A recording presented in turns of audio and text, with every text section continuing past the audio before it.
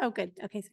The June 12th, 2024 meeting of the San Mateo County Board of Education will come to order. As is our practice, this meeting will be recorded. The board provides remote access for members of the public and welcomes community members joining in person and remotely. The board is following the requirements of Assembly Bill 2449, which enables remote participation by board members only under specific circumstances. We use simultaneous interpretation in Spanish for those attending virtually through the end of public comment. Translation will continue further into the meeting if people are utilizing the channel. Thank you to our interpreter, Teresa Mendeville, for joining us remotely.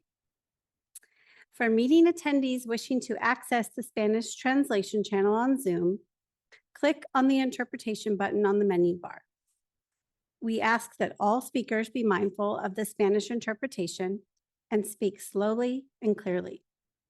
I ask board members to please speak directly into their microphones and remind all speakers who are wearing masks to remove their masks when speaking in order to be clearly heard by all attendees. Item 1B is approval of the agenda. Is there a motion to approve the agenda? So move. Is there a second? There's a motion by trustee Gerard and a second by trustee Alvaro. Is there any further discussion? All those in favor say aye. Aye. Any opposed? Okay, motion passes 7-0. All right, item 2 is public comment. Guidelines for public comment are available on the SMCOE website and in board docs, as well as on the table outside the boardroom in both English and Spanish. If there are speakers who require Spanish interpretation, our interpreter, Ms. Mendeville, will interpret following each speaker's comments. At this time, members of the public may provide comment for topics not included on the approved agenda. The County Board of Education does not act upon any matter that has not been agendized except under limited circumstances as permitted by law. It is the policy of the County Board to refer matters raised in this forum to the superintendent for investigation and/or action where appropriate. Superintendent McGee, do we have any comments submitted prior to the meeting? We have one comment, but it's for item 5, so I think it will fit into the public hearing for LCAP. Okay, thank you. Speakers are invited to make live comment and have 3 minutes to speak. The board's executive assistant, Jennifer Perna, will keep the time and advise when the speaker has 30 seconds left. Please keep within the time limits. To make a comment over Zoom, members of the public may use the raised hand feature. Instructions for using this feature are provided as an attachment in the board packet. Once the hand is raised, please wait to be acknowledged by Superintendent McGee. Superintendent McGee, are there any members of the public attending remotely who wish to make a comment at this time? I'm not seeing any hands raised. Okay, thank you. Members of the public may also provide live comment in person. Are there any cards submitted for in-person comments? No. Okay, thank you. Public comment addressing specific agenda items will be heard immediately before the board takes them up.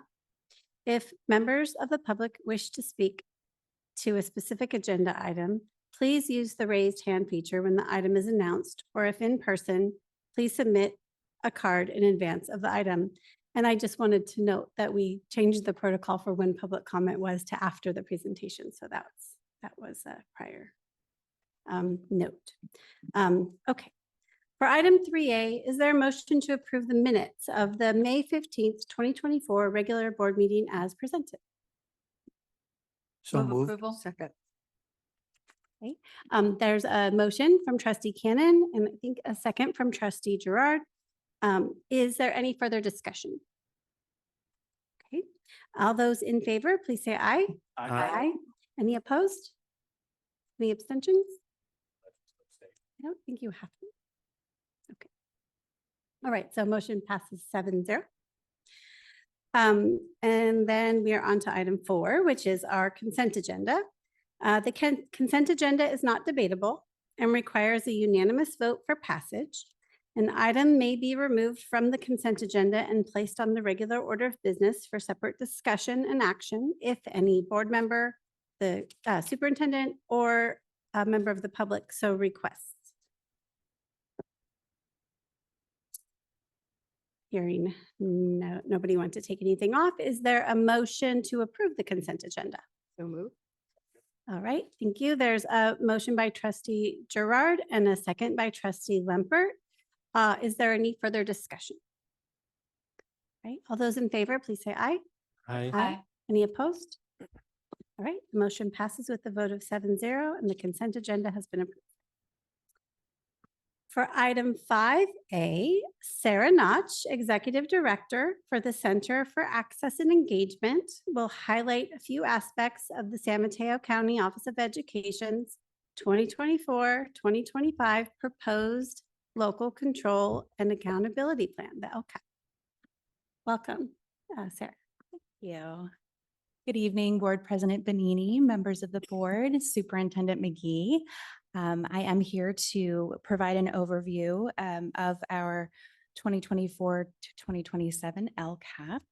I wanted to start with a brief timeline review just to see kind of where we've been in this journey. We had a mid-year update provided to the board on February 21st, a board study session on April 26th. We are right down at the star right now, June 12th, and we'll have one more board presentation where we request adoption of the LCAP on June 26th. So those are the 4 meetings that we have outlined for this year. And just to aid in navigation, I wanted to provide an overview of the elements that are included in the LCAP. And those are the elements that I'll be reviewing for you tonight. So before we dive into our proposed goals and metrics and actions, I wanted to review the previous LCAP and reflect on our successes and things that we want to adapt moving forward. And this is a preview. At the June 26th meeting, I'll be bringing the indicator self-review to you for an informational item. You'll also see with the LCAP in the June 26th packet, our annual update, which will have very detailed reports on each metric of the previous LCAP goals. But I think it's important contextually because one of our commitments is we need to know where we've been to know where we're going. And we really need to build upon the successes that we have, leverage those, and then learn from the things that haven't gone well. And that's actually our call to action in the LCAP. We need to propose strengthened actions for anything that did not meet target from the previous LCAP. So bringing this as a quick preview, these are the LCAP indicator areas. There are 10 for county offices. Districts have 1 through 8. County offices add on 9 through 10. And I did have them highlighted. Let's see. Sorry, the bold got changed there. So I'm just going to read to you the areas that are captured in the indicator report. It's priority 1, 2, 3. Then we skip down to 6, 7, 9, and 10. So those are the areas that you'll see reflected in the indicator report at the next meeting. And again, this is probably familiar to you. You saw similar slides at the mid-year update, but reflection is a data-driven process of our LCAP development. And I really thought that this was important to show the areas that we do intend to leverage and build upon and extend over our continuous improvement work. So I've summarized areas that we met this year for your review. And I've also summarized areas which we did not meet our 3-year or year 3 outcome targets. The results are in the annual update. The results are often broken down by individual schools when it's important for our learning. So you will see a combination of data around our schools as a whole, as well as individual school reports based on the particular metric. So learning from all of this, we began to engage with our partners, and it's been something we've been doing a lot of over the past 2 years, starting with our school program strategic planning process, our Gateway Learning Series, and our Gateway Design Series. And that conversation and collaboration and shared inquiry really helps us get to the best possible place for our students. We want this to be a living, breathing document that means something. We want it to be aligned with our other plans, our school strategic plan. It's incredibly difficult to follow 10 different plans that all look different, so alignment was a priority for us. And incorporating multiple perspectives to help check our blind spots and lift up our collective strengths. So we engaged with lots of different partners, and here's a list for you. And as you're reviewing it, I do want to preview one change that you'll see at the next board meeting, along with feedback from tonight, input from our Systems for District Improvement team will be reflected in the document that we bring you on June 26th. And one of the pieces of feedback that we received was that in addition to listing the partners and the activities for engagement, we also have to list, to the extent possible, the amount of times that we met with each of the partners. CDE's requirement is 1 meeting per partner. So if we haven't met with them, we can't list them, but the baseline is one meeting. And I'm happy to report we met with a lot of our partners many, many more times than 1. So you will see that as a change on June 26th. So far we've reviewed how we did on our previous LCAP goals, very briefly, high level, and how we've reflected with our partners. So moving into the new LCAP goals, metrics, and actions, I'm going to review the 4 that we brought for your consideration tonight. And I trust that you've had an opportunity to dig into the full document and understand that that is very small print, but I wanted to capture at least a short summary of every metric and action that we're proposing related to each goal. For tonight, I'm just going to highlight a couple since I'm hoping had a chance to look at it in greater detail. One of the things that I want to highlight in goal 1 is our use of curriculum embedded in assessments. We know that MAP and MyPath are not effective tools for us right now. There's a lot of reasons. We've done a deep dive into the different barriers and things that are getting in the way of that being guiding data for us in the way that I think it was intended. So we're hoping to have ongoing data review cycles so that we can utilize the curriculum embedded assessments. And then in our monthly ongoing data review cycles, we're pulling that up. We're constantly looking at how students are doing, at what they need, and making adjustments to the plan based on that. We don't want to depend on latent data, and we don't want to depend on one thing that we do in the beginning when they come in, and then that's kind of the only guiding measurement we have.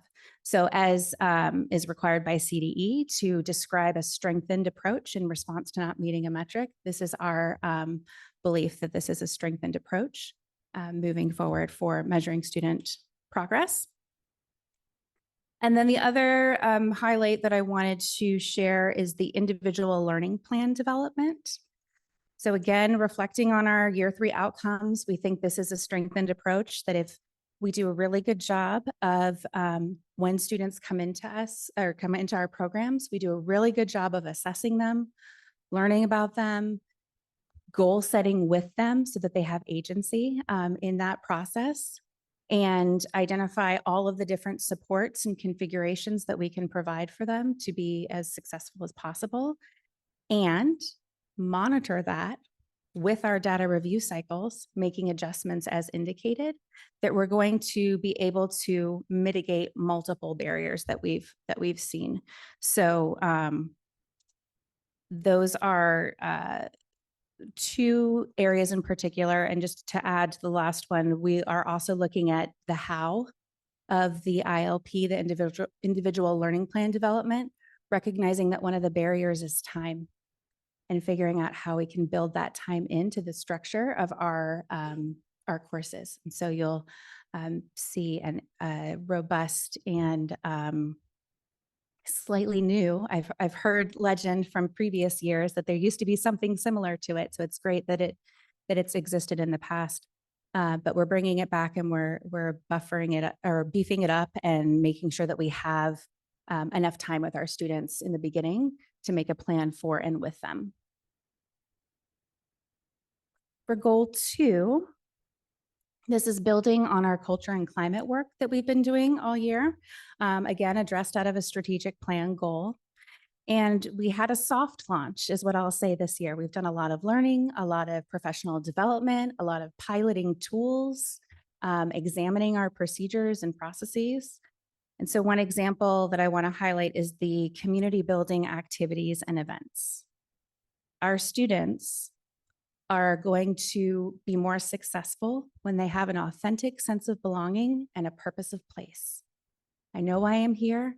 I know I'm wanted here. I want to be here.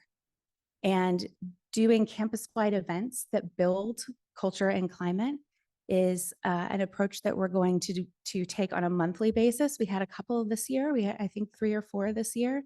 But we want to do it every month. We want to build it into the fabric of how we interact as a collective on our campuses. The other metric I wanted to highlight was being more data-driven around our social emotional learning and positive behavior intervention and supports, or SEL and PBIS initiatives. Again, bringing in those data review cycles. We have a really powerful tool that we've been using this year called 5-Star. And it allows us to pull different reports and analyze how often students are being commended for their choices, what we're seeing as areas of need, what we're seeing as areas of strength. So we can get a lot of information out of it. Without data, we're people with opinions. So we really want to make sure that we're building in data review cycles for everything, including our social emotional learning goals. And then goal 3 is focused around college and career. So some of you were able to witness the expansion of our college or our career technical education, or CTE programs this year. Over the next 3 years, we want to provide greater access. We want to develop a full A through G approved pathway and have as many students going through that pathway as possible. So that's one of the metrics and actions to highlight for goal 3. And also another highlight is we learned a lot about student engagement during our CTE instruction. Feedback from staff and feedback from students was that the rigorous, industry relevant, project-based learning instruction was powerful. And the students at Hillcrest, our probation partners were reporting that they were having significantly lower number of incidents when the students were back on the residential side. We saw it at Gateway. So we really want to think about, what does that tell us about how our students want to learn and how do they feel most successful in learning? So that's the other metric that I wanted to highlight for you. And then for goal 4, our foster youth and expelled youth goal. So as an organization, again, this is around priorities 9 and 10 that are just for county offices. So as an organization that supports our districts as well as our own programs, we wanted to do a better job of kind of breaking out which of these metrics are focused on support out to districts across the county, which metrics are focused on things that are both, so county and school programs, and which are just school programs. So that's why you'll see at the end county and SMCOE, and then just SMCOE. And we are primarily focusing here on credit accrual and recovery, graduation rates, attendance, post-secondary transitions, and also the school stability. When students are transitioning between programs and placements, we want to have increased school stability. Before I move on to expenditures and funding sources, going back to what I previewed earlier about something different that you'll see in June 26th version of the LCAP that we present, there are a couple of other changes. So 2 new elements to preview with you.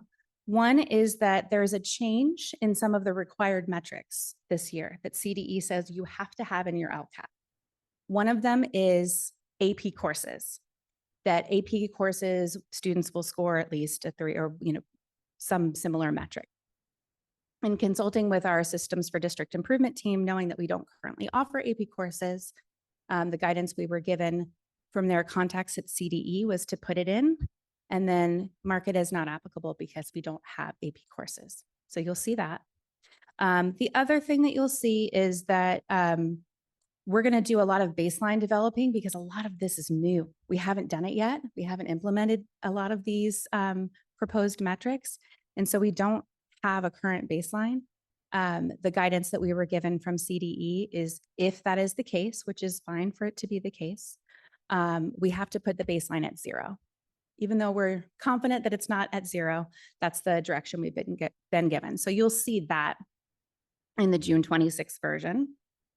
And then any other feedback that we received tonight, in partnership again with our Systems for District Improvement team, we're going to have a very long meeting and incorporate it whenever possible. So it is another possibility that something else that I'm not aware of yet will pop up as a change in the June 26th document. So just wanted to let you know that that's coming.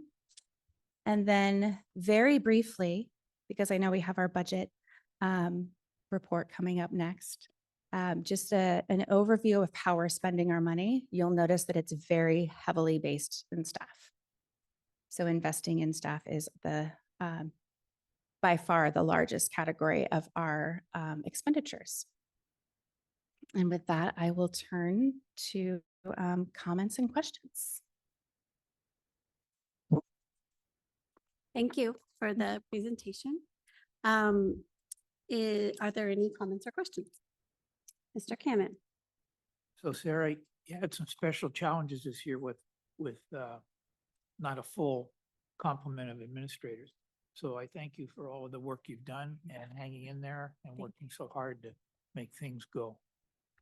Thank you. I Looking appreciate forward that. to next year. Thank you. Me too. I appreciate that. Mr. Limpert? Ditto the thanks. And then just a general question. How helpful is this process? And I'm asking because there's a lot of talk in Sacramento now about how we've sort of lost our way, that the LCFF was about flexibility. The LCAP was supposed to be about the district strategic plan and just make sure you reference those areas. And there's a lot of talk about how it's just become a compliance doc, like 1 meeting a month. So if you didn't have to do this, would you do it? I mean, is this helpful for the county office, or would you rather have something that's less compliance focused? Or That's a great question. I think we're very well positioned because of the work that we did with our strategic planning. Yep. And in the intention to align the goals and actions in our strategic plan with our LCAP. There were times, of course, where it felt like now I'm transferring information from one piece of paper to another piece of paper. Yep. But I really do appreciate the deep dive into our data. And there are some elements like the annual update, which you'll see on the 26th. Going through that process, as tedious as it was really, really helpful in, one, allowing us to have a focused approach on the type of data that we're collecting. And two, giving us a guide that was rooted in something other than just opinions for the development of the new LCAP. So there's certainly, yes, if I could cross out some sections or say, we've already done this, we're good, I would love to. Yep. But I did find it to be helpful. I think it would maybe be more helpful for organizations that haven't gone through a rigorous strategic planning process. But I did find value in it. thank you. Mhm. Other questions or comments? Trustee Alvaro. Thank you. Thank you for this report, Sarah. It's really good. And I'm looking forward to some of the more data that you're going to bring to us Mhm. next time. The only question I had is that as you refer to schools, what are you talking about? I mean, because I know we always say court and community schools, Mhm. and you and I both know those are two different animals. Mhm. So is what you're doing really applicable to Gateway, or is it also applicable to Hillcrest? And if so, how are you doing some of those things like, individualized plans Mhm. and intake testing and all those wonderful things that we like to do? That's a great question too. Um, Our LCAP is for our court and community schools. Mm. So Hillcrest meets the definition of the court school, Gateway meets the definition of the community school. Structurally, we've placed Canyon Oaks in our court and community school program. My understanding is that it's bounced back and forth over the years between being under special education and then back to court and community. The rationale that I was given upon arriving here, which I think was a really good one, was the curriculum is entirely different at K-22. So even though it is very similar to the old Valimar class that we used to operate for students with emotional disabilities, the nestling it under K-22 is inappropriate for professional development reasons. So because structurally we have added Canyon Oaks in, we are focusing on all three schools. I think the way that I could best describe being able to pull that off is really thinking about our structures and our procedures that we have in place. So it gets nuanced depending on which site we're talking about. So taking the example of the intake orientation, right now at Hillcrest, there is a process where when students arrive, probation has them in intake for a certain amount of time, and then they come to our classes. Rather than it being a sort of undefined length of time, we really want to leverage that. And so we've had discussions with our probation partners about if we know that we can do this for a certain number of days and have a course outline for it, and we're able to hit all of those elements that we need to be able to make good on what we're saying we want to do. That's a structural piece that'll help us with that at Hillcrest. At Gateway, we have more flexibility because we are running the programs on our own. And we have them longer, yes. So it's really thinking through the application in each context. The goals remain the same. We want the same thing for all of our students. The how is really kind of the local, the way that we locally apply the implementation of those goals. So it's complex for sure. It is, it Mhm. is, and good for you for having any kind of handle on it at all. I understand the length of time, and I also know about kids who bounce. Mhm. And that, I remember even when we had Glenwood, where we'd have kids for, it was wonderful. We'd have them 2-3 semesters. But we still had kids who bounced, so they're guests at Hillcrest, and then they're at Glenwood, and then they're at Gateway, and then they're at, so are you able to just sort of have a handle on those kids and have their learning plans follow them Mhm. around? Yes, That's wonderful. yes, that's our intention. That's a challenge. It is. And another intention is sometimes they bounce from Hillcrest back to a district. And the And then back process, again. and then back again. The process for requesting records and getting everything that you need can be lengthy, and it's been identified as an area of concentrated focus for some of our partners about making sure that students get re-enrolled in school and all the documents transfer over. This is something that we could provide to them right away. That we did the transcript review. We came up with goals. We know, so it's something that we can also help to make a smoother transition and decrease school instability. Right. That's all good news. Thank you. Are there any other comments? Trustee Torres. Thank you, Sarah. Mhm. I just want some more details on some of the actions for the goal 1 in academics. 2 of them for the achievement gap and increasing GPAs. It says provide additional support services and provide additional intervention supports. If we could just define specifically what those services or supports are. Point me to the number so I can make sure I'm looking at the right one. Yes, it's the second bullet point, and then the third to last bullet point, Hugo, what Sure. page are you? page 13. 13. Page 13.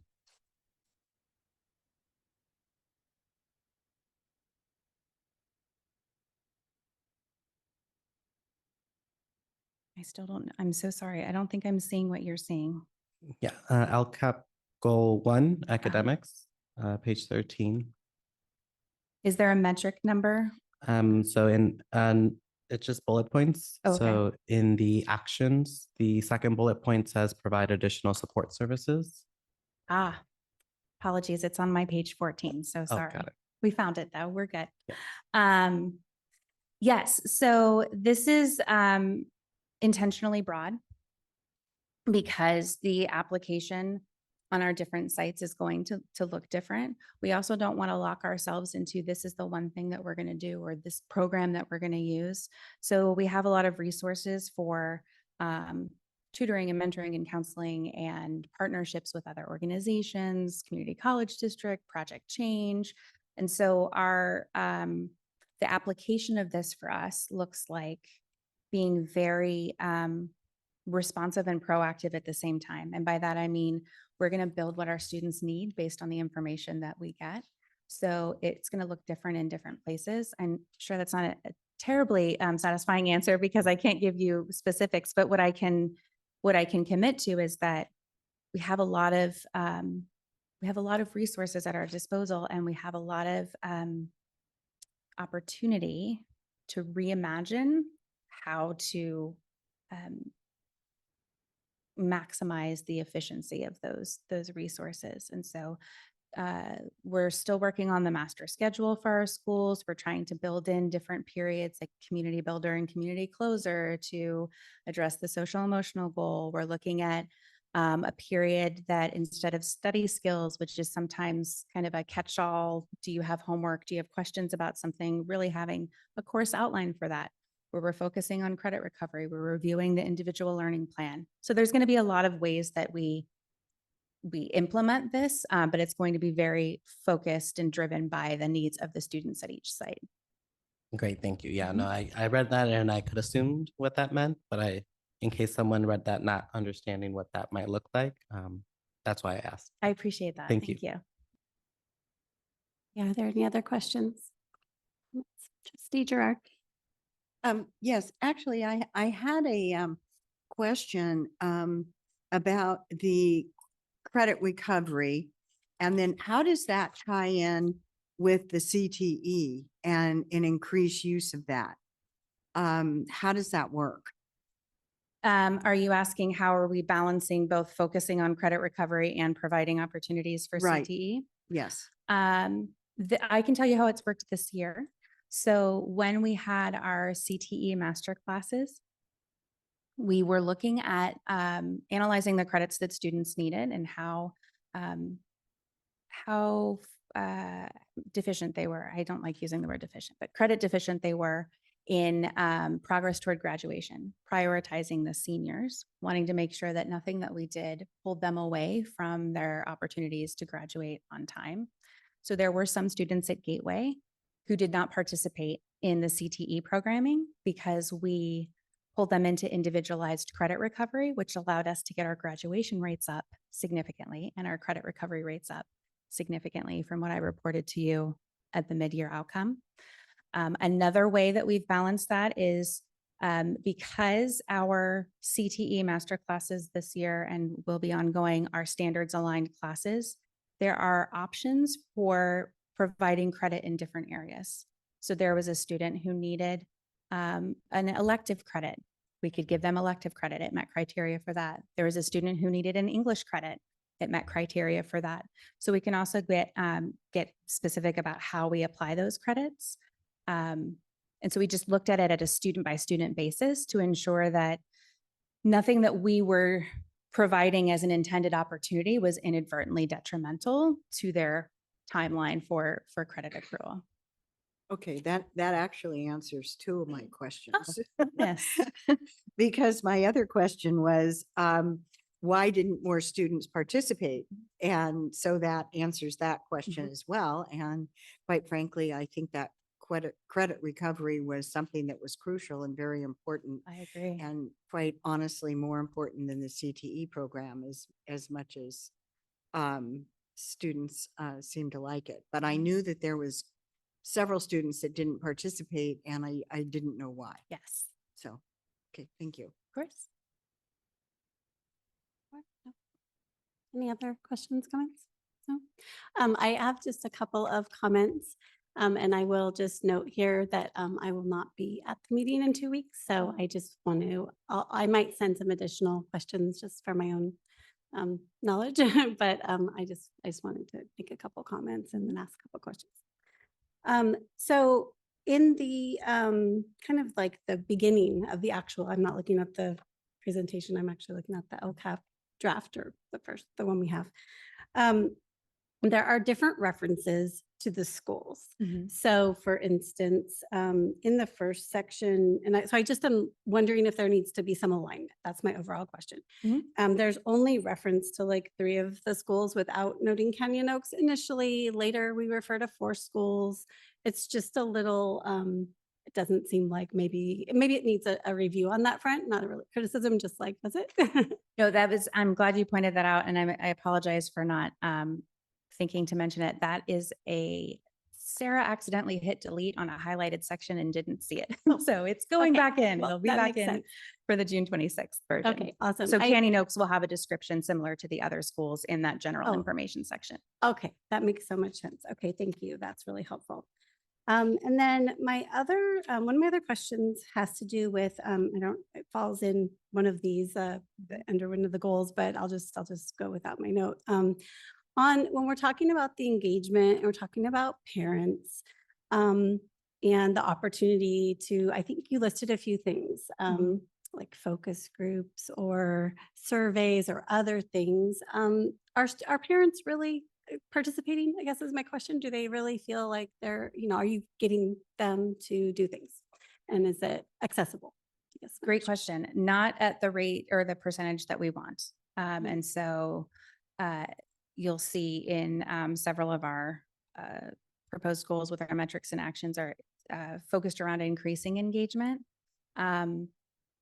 It's difficult in our court and community schools, I think, due to a lot of factors, but one certainly that provides a big impact is the amount of movement and how it's students may be in or out, and then there's not an opportunity to build the connections with the families and caregivers.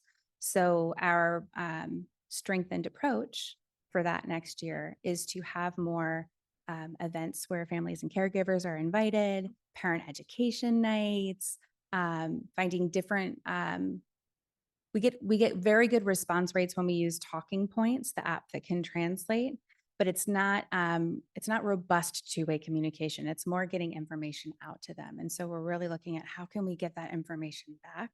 So it's a priority area for us. We do have some wonderfully active parents who are participating and giving, their input, but it's a focus area for next year for sure.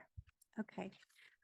One of my other questions has to do with like the transition from where we were in February at the mid-year report, which I kind of went back and looked at our questions and comments and sort of how that got integrated. And one of the things that I think you've spoken to a little bit in terms of some of the transition points is that piece around how do we know what the kids know, right? And I know you've said that we're not yet, like it's on the 0, right? We're not yet doing those, real-time assessments to know, which is a really good thing to do the cycle, right? But what have we been doing? Like how do we know that my path and the map, like, are we just saying it's too, I guess I just want more detail about like, why we're just saying it's not helpful. I can understand the individual learning plans, Mhm. how that could be helpful. It also sounds like a lot of management of what's going on. And I guess maybe it's feasible because there are small groups of students, small number of students. I'm just looking for more information around that, I guess. Sure. What I learned this year is that there are a couple of different barriers, and some of them are related directly to the assessments themselves and the way that we were intending to do it based on the LCAP goals that were written for this current, soon to be previous LCAP. And some were related to our structures and the way that we set everything up. So some of the barriers we identified, students were moving from intake into classrooms very quickly, sometimes same day, sometimes next day. Whereas usually, I think in the past, when we had better administration rates, we had longer times in intake. And so that's one thing that drove the desire to make that process more robust so that we can get a lot of information. We had a high rate of student refusal to take the assessments and just kind of clicking through and abacadabbing it and kind of moving as fast as they could. So we didn't find that it was valid or reliable measurements for most of our students. And then the other thing that I can mention is that they were administered once when students came in, and then maybe one or two other times throughout the year, but it wasn't frequent enough. And it wasn't deep enough to give us the information that we wanted. If we turn to the curriculum embedded assessments where students are engaging in that material on an ongoing basis, and we're getting real-time information that can allow us to adjust our instruction that we're delivering from that curriculum, we think that that's going to be a much more meaningful, reliable, and valid measurement for our population. Can you describe how that's different than what's happening now, just based upon, teaching and kind of getting the feedback real time? Is it a record of it that will be done? And why is it different? Why will the assessments not have some of the same issues, right? That it's hard to do it, there isn't enough time, they're refusing, is Mhm. that kind of something you're navigating around? It will be for sure. Mhm. Right now, the approach is very individual to each teacher. So teachers have a lot of autonomy as they should in a lot of areas of their instruction. So the way that the rate at which they're assessing or how they're weighting those assessments is very individually driven. What we're attempting to do is create a procedure with the support and the structure to it to unify what's happening across all of the classrooms, provide us with more reliable and timely information, and then pull all of that into our monthly data review cycles. So if we identify these are the things that we're going to be using this month, we're gathering information in partnership with teachers about what do you have coming up, what are the points that you or the assessments that you think you could administer, or data points that you could bring to us to assess in these areas that we're going to be looking in our data review cycle. And then there's the support from the administration to ensure that that's happening consistently with fidelity across all of the classrooms. We're going to have more reliable information. When you say bring the data to us, who's us? To our data review cycles. Okay. So To- what we Is found, it all the teachers Mhm. and the administrators? Yes. Or is it, I don't understand how you're. yes, what we found this year when we piloted our Plan, Do, Study, Act, or PDSA cycles, was that there's a lot of, we're in beginning implementation. And we know that implementation science tells us it's 3 to 5 years for full implementation with sustainability. So we know it's going to be a process.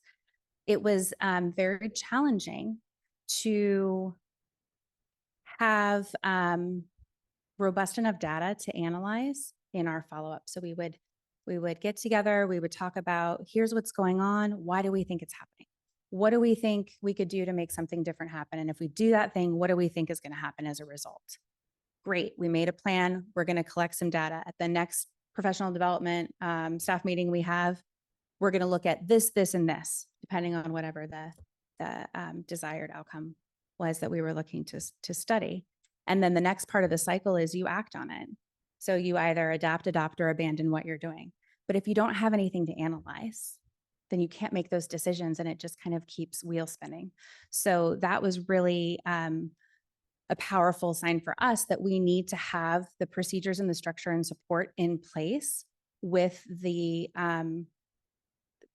support of the administration to help provide coaching and feedback and anything that might be needed to help us get robust enough data to analyze.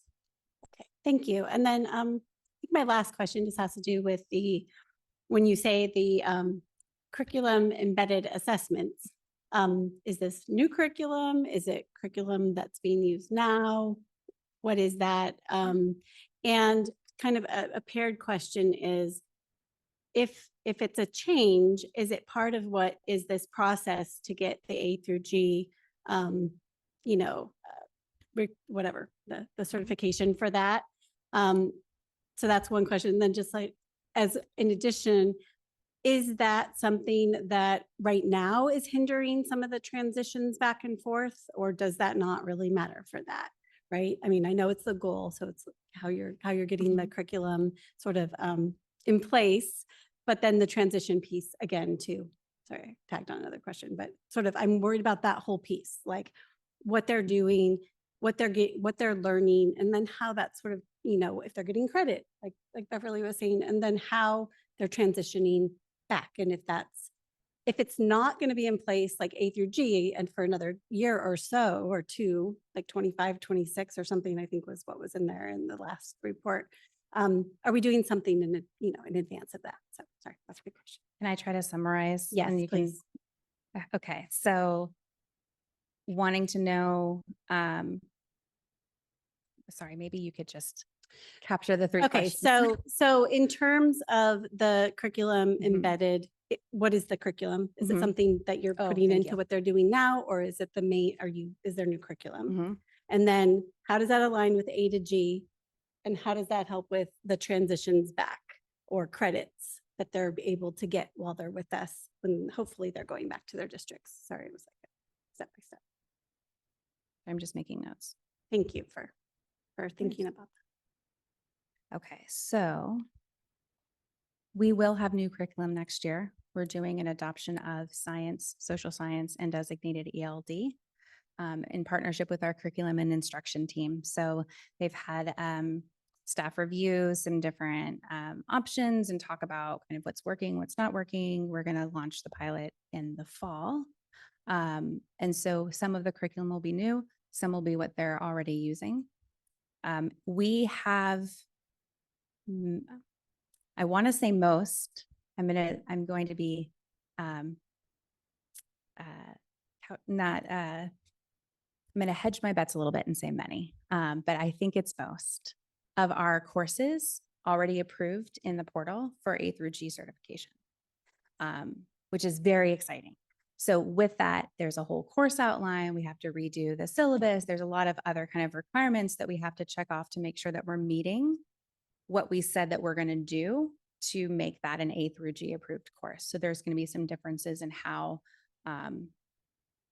we move through instruction and assessment as a result of A through G. I'm not sure that I understand the question about how will it affect credits transitioning back.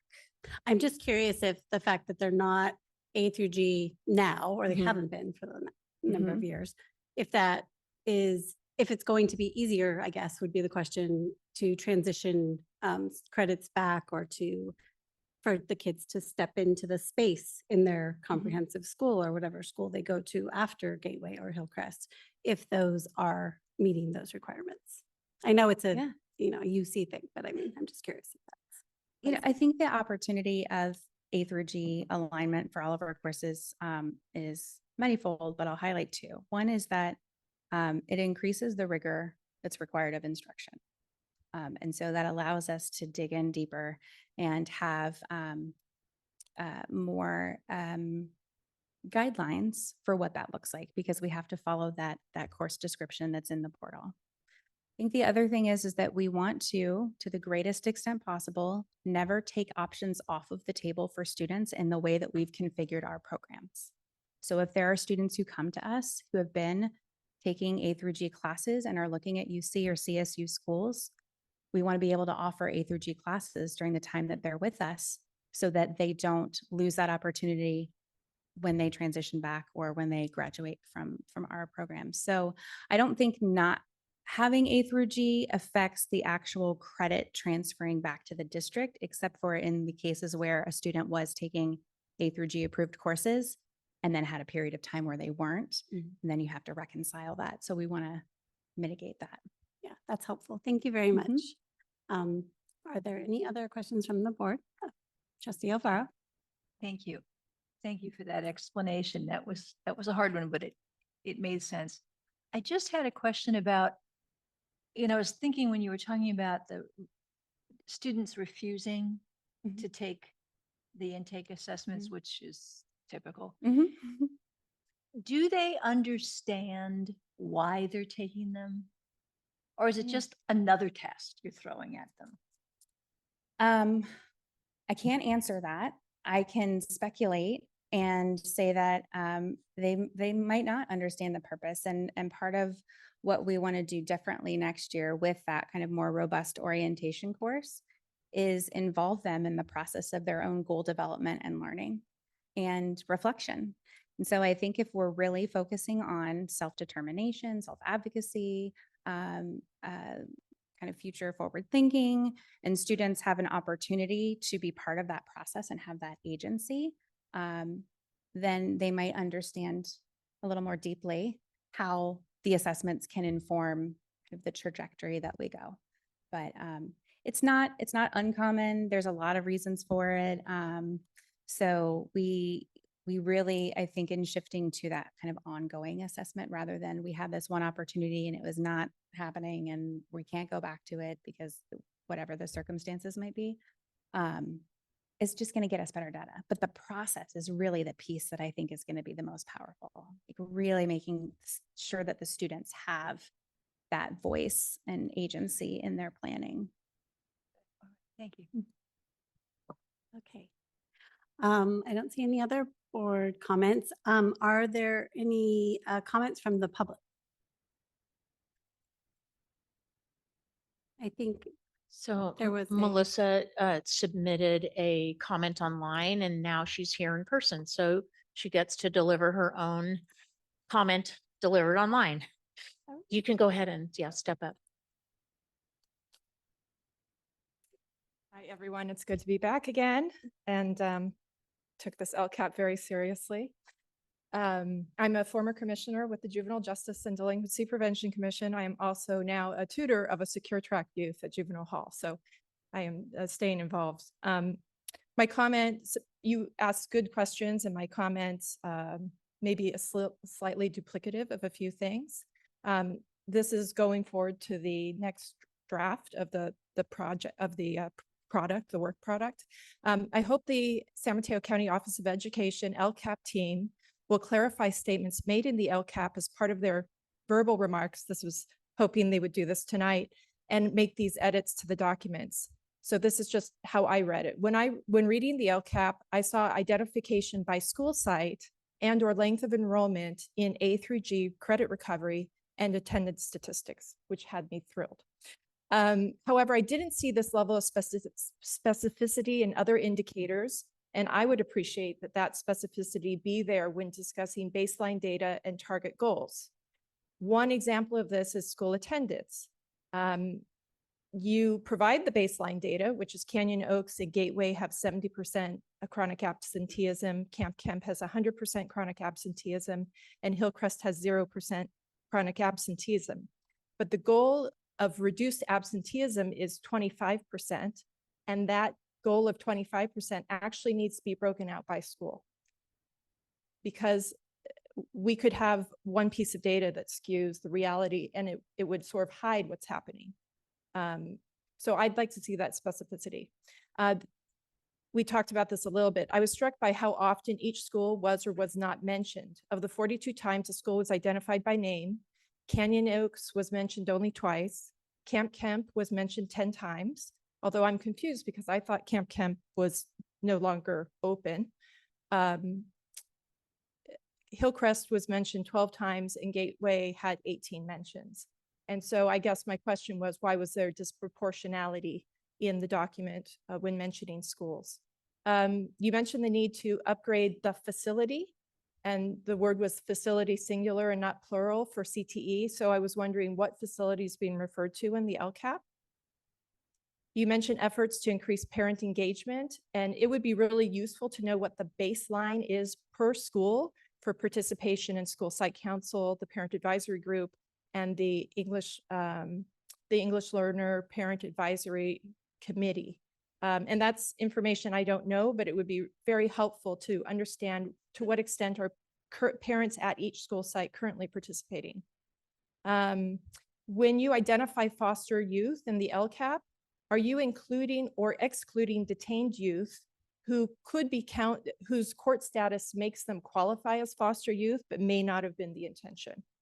And then finally, I do have some legal concerns about this document. It would be my hope that the LCAP would be issued for each school site instead of all together. But I'm not clear on whether that is a problem. One example of feeling like there may be legal concerns is the Education Code section 52060 and 52066 specify that the LCAP must include a description of the annual goals to be achieved for all students in each student group. And I didn't see annual goals. I saw 3-year target goals. And so I'm not an expert, but I'm going to be talking to somebody and try to get more educated so that I understand all the components of the LCAP. Yeah, because I believe that the LCAP, as you said, can be a great outline for where the future leads. Thanks. Thank you very much. Okay. There is no action to take on this item. But we do have for item 5B, we have a public hearing on the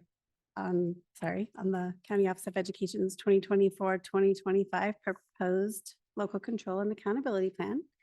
And I would like to open the public hearing. Would anyone else like to speak on this issue?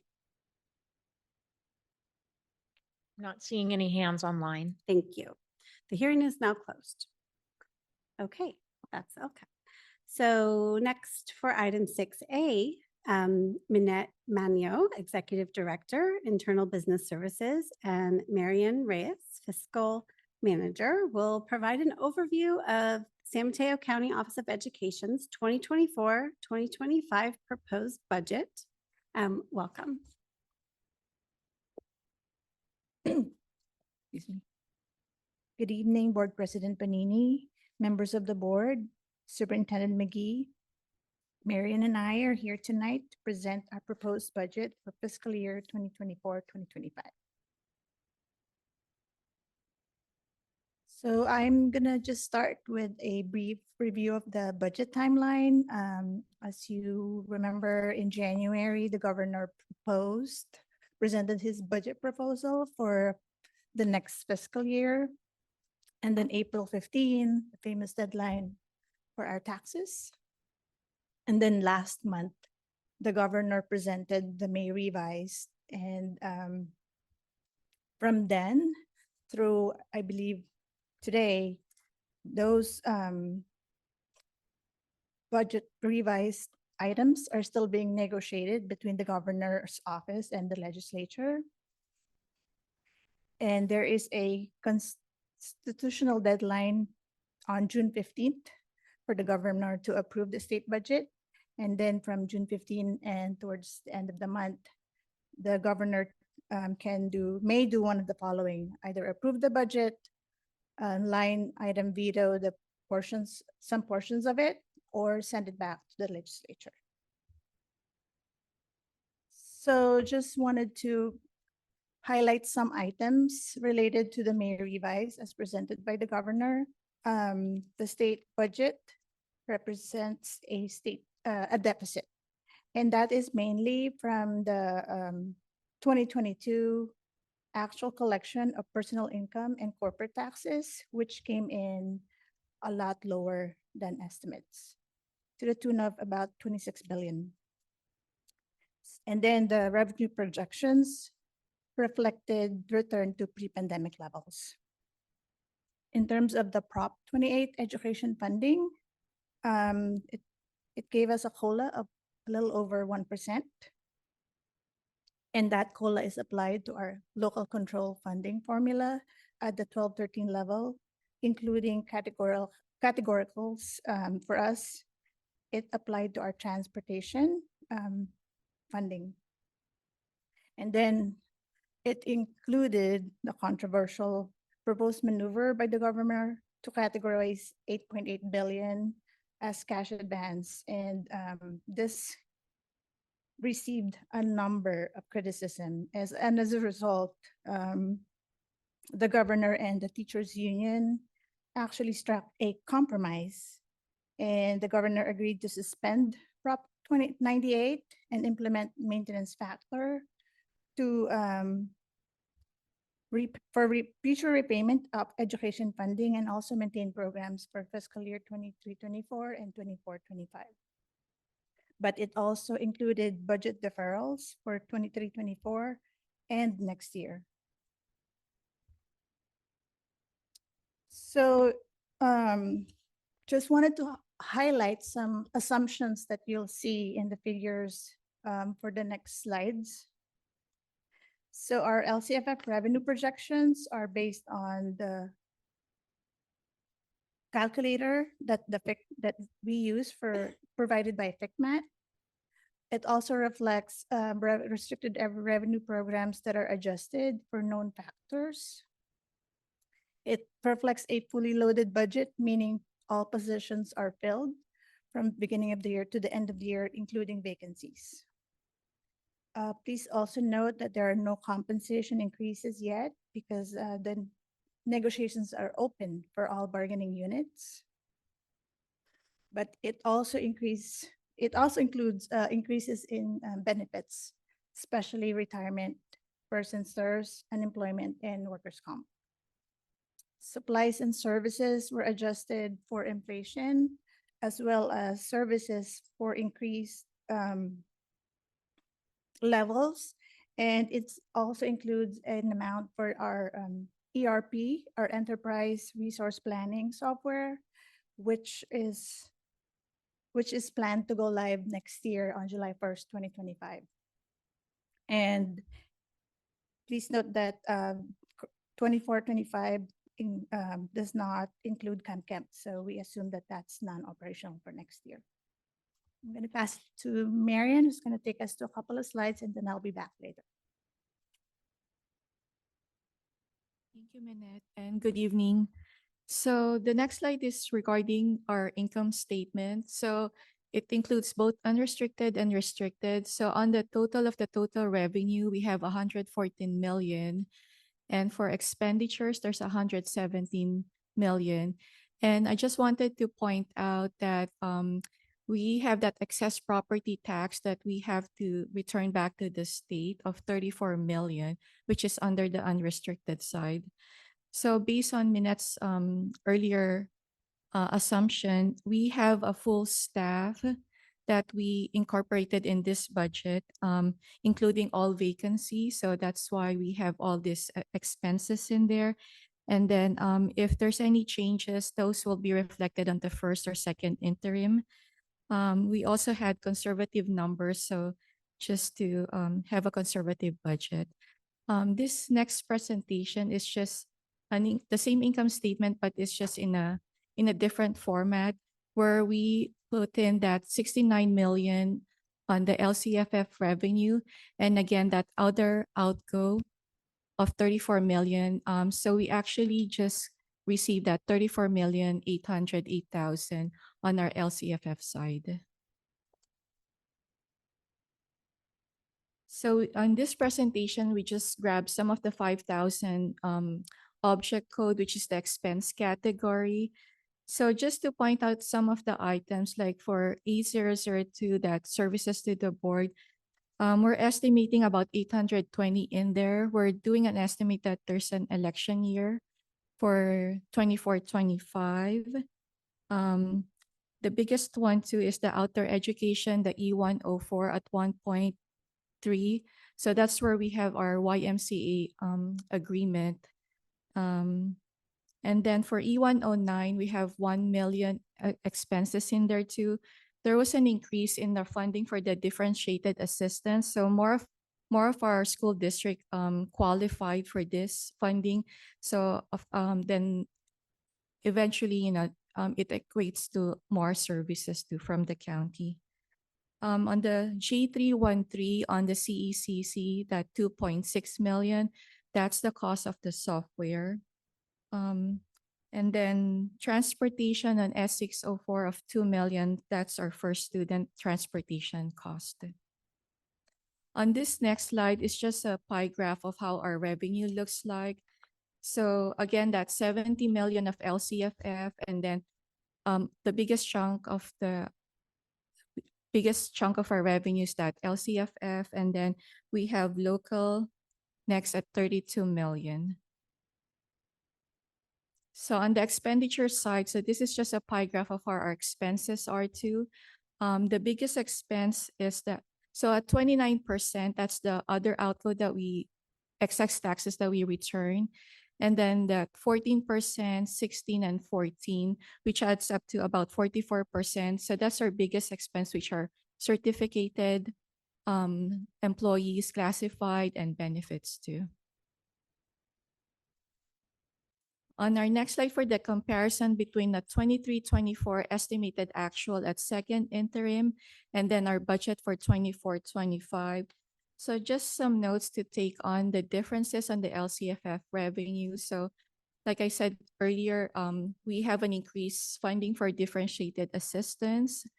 And then there's a reduction on the federal revenue.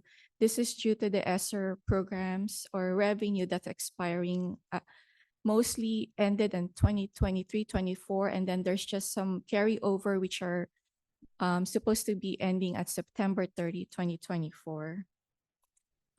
There's also that difference of 2 million. We had the state funding for environmental literacy, which is mostly spent for 23-24, and then there's just a small portion carried over for 24-25. The other thing too is the expenditure portion. So if you see those differences on certificated, classified salaries and employee benefits, it's because of that 6% compensation increase we had for this year.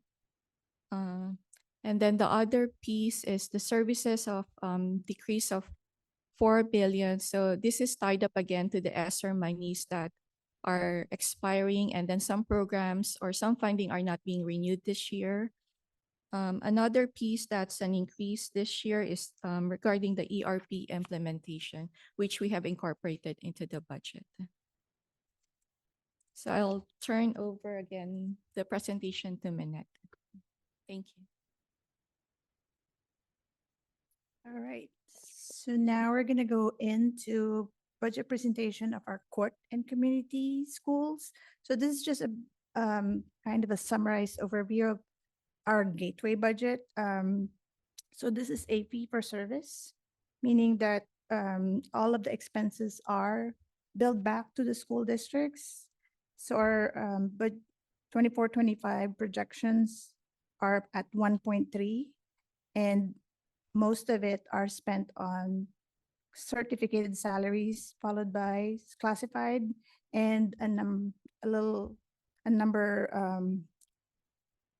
earmarked for books and supplies and services.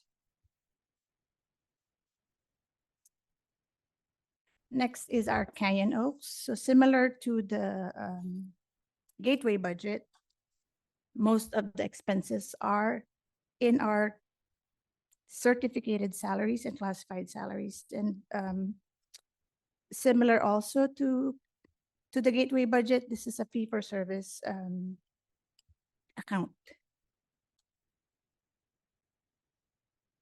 And then to our court schools. This is our Hillcrest budget. Part of the funding that comes from Hillcrest is LCFF due to the ADA that we report. And then, and that is, the whole budget is filled back by that 8980, which is, we call a contribution. And the whole budget is about 1.3. So as Sarah, as you notice in all of these budgets, Sarah pointed out that most of the funding or most of the expenses that are tied to our court and community schools are in our direct services to students, which are represented by our classified and certificated salaries. So now I'm going to move back to our multi-year projections. I just wanted to kind of highlight some of the assumptions that are embedded in our multi-year projections. So our local revenue includes reductions projected for 24-25 and 25-26. That is because mainly our Rollins Road property, we receive word from Facebook or Meta that they are not renewing. Their lease is set to expire in January 2025.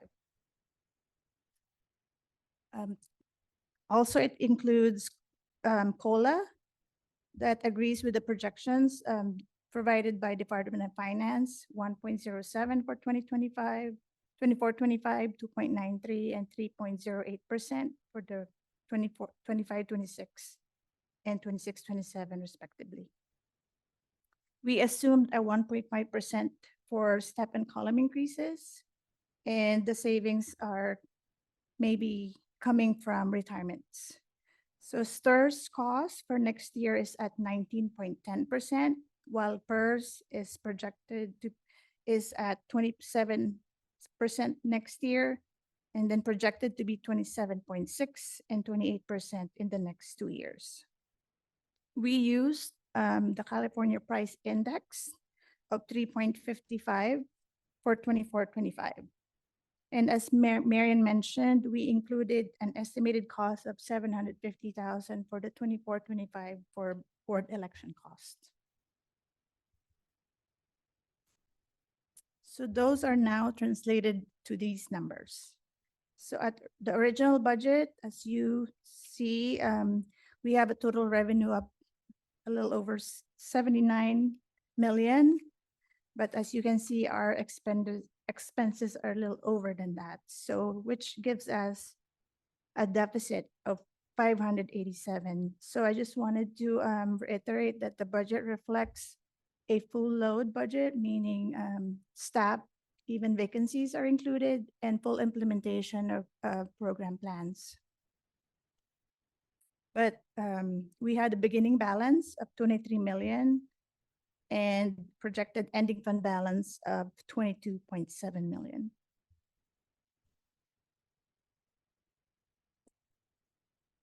So this is just another way to present the multi-year projection. So it presents the same numbers that you saw previous slides, but this just moves the other outgo, which is the number or the amount we send back to the state in form of excess property taxes. So as you can see, LCFF revenue, it's at 69 million, but we don't get to spend all of that because we have to return 34.2 of it to the state. So it gives us a net of about 34.8. And that is broken down by, and then add the federal, state, and local revenue of 10.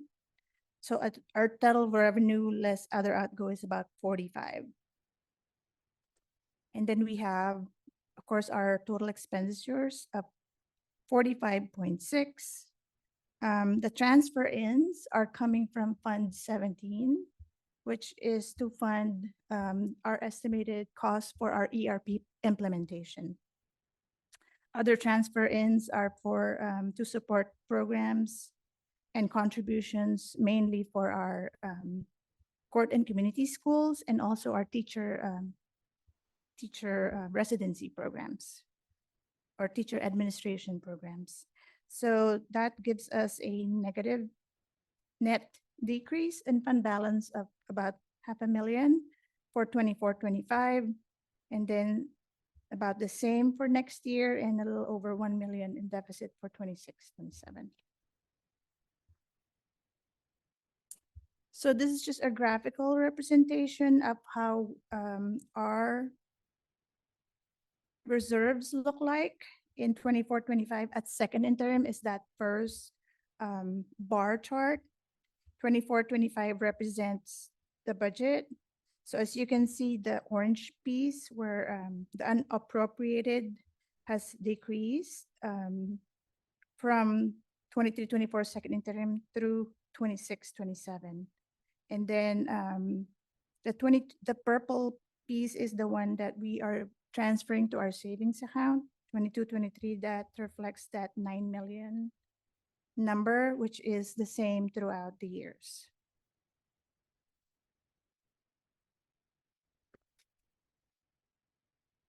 All right, so going forward, as I mentioned earlier, the governor and the legislative body is still negotiating budget. There are still other key parts that are still undecided, but by Saturday midnight, they have to pass a budget.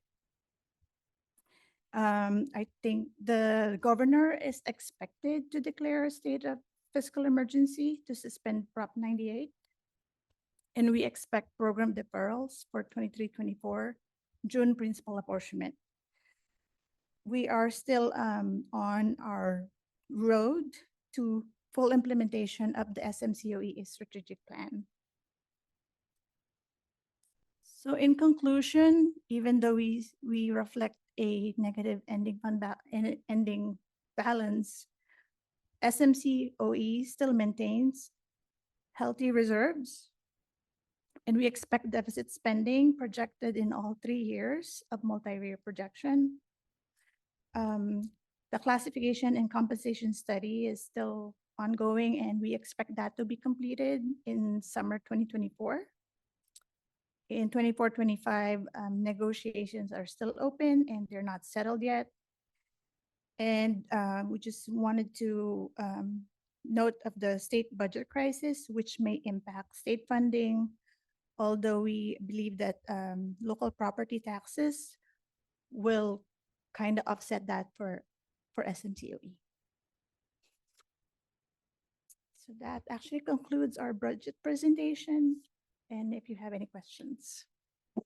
Thank you very much to both of you for that great presentation. Are there any questions or comments from the board? Trustee Alvaro? Thank you. Thank you very much, both of you. I just had a question. Well, I had 2 questions, actually. One is about that ridiculous excess property tax thing. How is that calculated? What is the, when we're in deficit spending and yet the excess, quote unquote, doesn't go down. So what is it based on? Do you know the answer to that? I will try, but I believe it's based on a formula that is coded in the Ed code. And it's basically, it's calculating based on the state's calculation of ADA funding. And then it offsets whatever we already have in property taxes, whatever is excess, we have to return. Because it's like 50%. Yes. It's an unbelievable amount of money. And we're looking at deficit spending. So, I mean, I know that's something, anything you can control, but Right. the logic of it continues to escape me. So another question, which you may or may not be able to answer, which is Rollins Road. So Meta is not going to renew. That's not a surprise. Are there any plans being discussed for what to do with that property? I believe they actually made an offer, but they proposed to lease just half of the building, but which we believe, or Kevin believe we cannot do, but I think we can go back. I think we will be going back, but there's a possibility that we can still rent it out, but just not at the same level as I don't know if you guys remember how the bidding war happened. Yeah. It was Yeah. crazy. So I think we're projecting to at least rent it out for half of that. But we did not include that in the budget for now. Okay, thank you. I just want to comment on the state bill. You should see my reaction whenever I get that bill email from Nancy, whenever I have to make that wire transfer. I think I can hear you in Half Moon Bay. I'm Yeah. sure. Thank you. Thank- And Ned thank has you. to write that check. Yes. Yeah. Okay, are there any other questions or comments on the budget?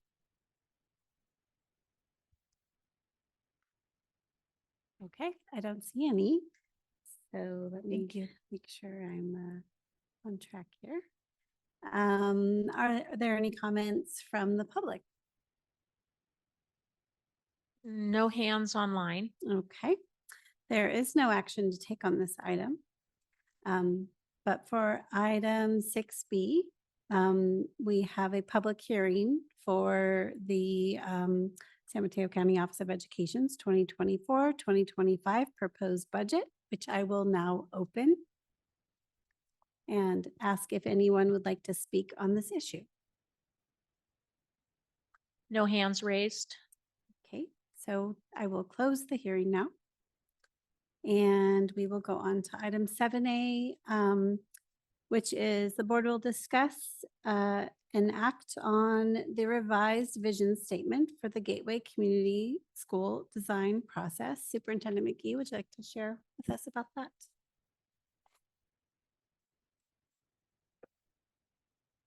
Yes, thank you, President Benini. In the cover memo, it's states that we first drafted this statement in May of 2023 at the end of the year after doing the Gateway Learning Series, which was really about bringing all the partners together and trying to gather as much data and understanding as we could, and committing to a year ahead of planning for improvement, which has been the design team. The statement was a way of coalescing all of our various partners around a common goal. And we've, as you know, been working together on the design series this year.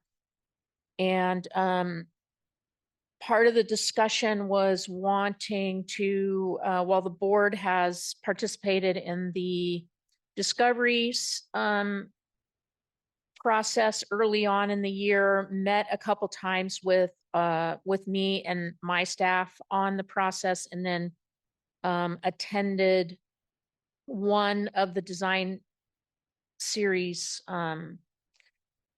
sessions in person. Prior to that, we had a virtual session where we discussed the vision statement, and the design team wanted to bring it to the county board to engage your endorsement of the statement. So we brought that to the board on April 3rd. There was a good, positive, and fruitful discussion around that statement. The board made a few recommendations. We revised the statement based on your feedback and took it back to the design team as just a check of this is the feedback the board presented. We had a little bit of discussion. Everybody felt comfortable with the new language.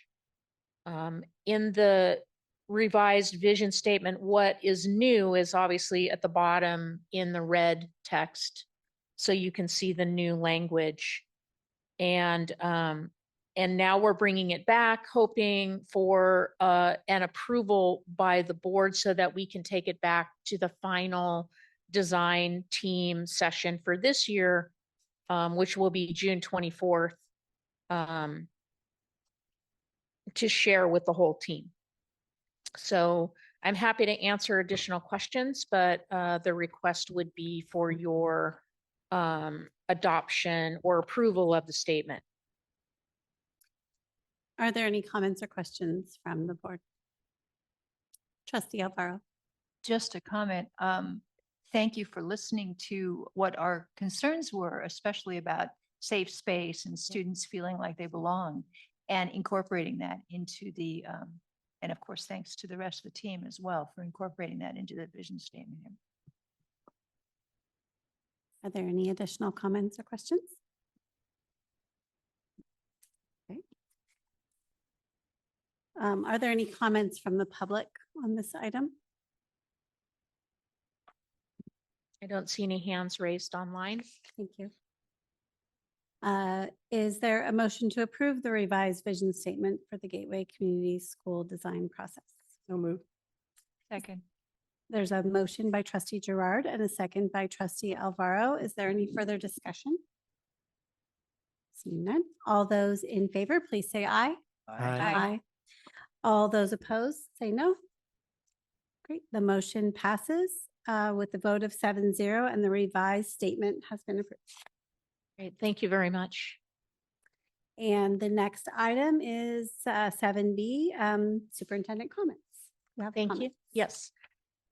Just want to really shout out to Sarah Notch, Chris Schaus, and the whole Corton community team and all your partners for it's a heroic lift. To Mr. Lempert's point, you were very diplomatic about how helpful the LCAP is. It is helpful because it narrows and focuses our attention on certain data points and helps us specifically choose goals, but the formats and the criteria by which LCAPs are approved is very clunky and sort of it's not very organic, let's say. So it does, it is easy to have the LCAP become a perfunctory operation. But I honestly do believe that most districts do try to have a meaningful process and have a meaningful document, despite the clunkiness of the format, which also keeps changing from year to year. So it's hard to get good at it because they keep changing it. But Sarah's first year at drafting an LCAP, and you have earned your wings. So it's a process to go through. And so a lot of learning. So well done. To the budget team, this is the most transparent and most like down to the penny budget we've had in many years, like so much strategic thought going into the budget. And not only are we trying to provide the board with more information and more transparency, but we're also teaching all of our staff more about their own budget so that they have more understanding and ownership when they're making individual decisions on programs. So great leadership, Minette, Marion, and Kevin, and all the team. And we still have, some work to do to get to June 26th, but thank you for how you've gotten us so far, where you've gotten us so far. I just want to thank President Benini for joining us at the San Mateo County Pride Parade. That was really fun. And it was such a beautiful day, which made it even more fun, actually. So we really enjoyed being part of the community in that kind of space. I think it's the first parade of any sort that we've ever walked in, but next year, Rich Maldonado has a few classic cars, and we've got a plan to put the cars in place for next year's parade. So looking forward to that.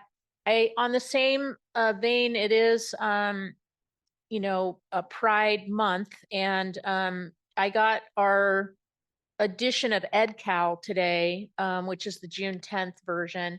On the very front cover, there's an article written by Holly Wade, who is the retiring special education director in San Mateo Union High School District.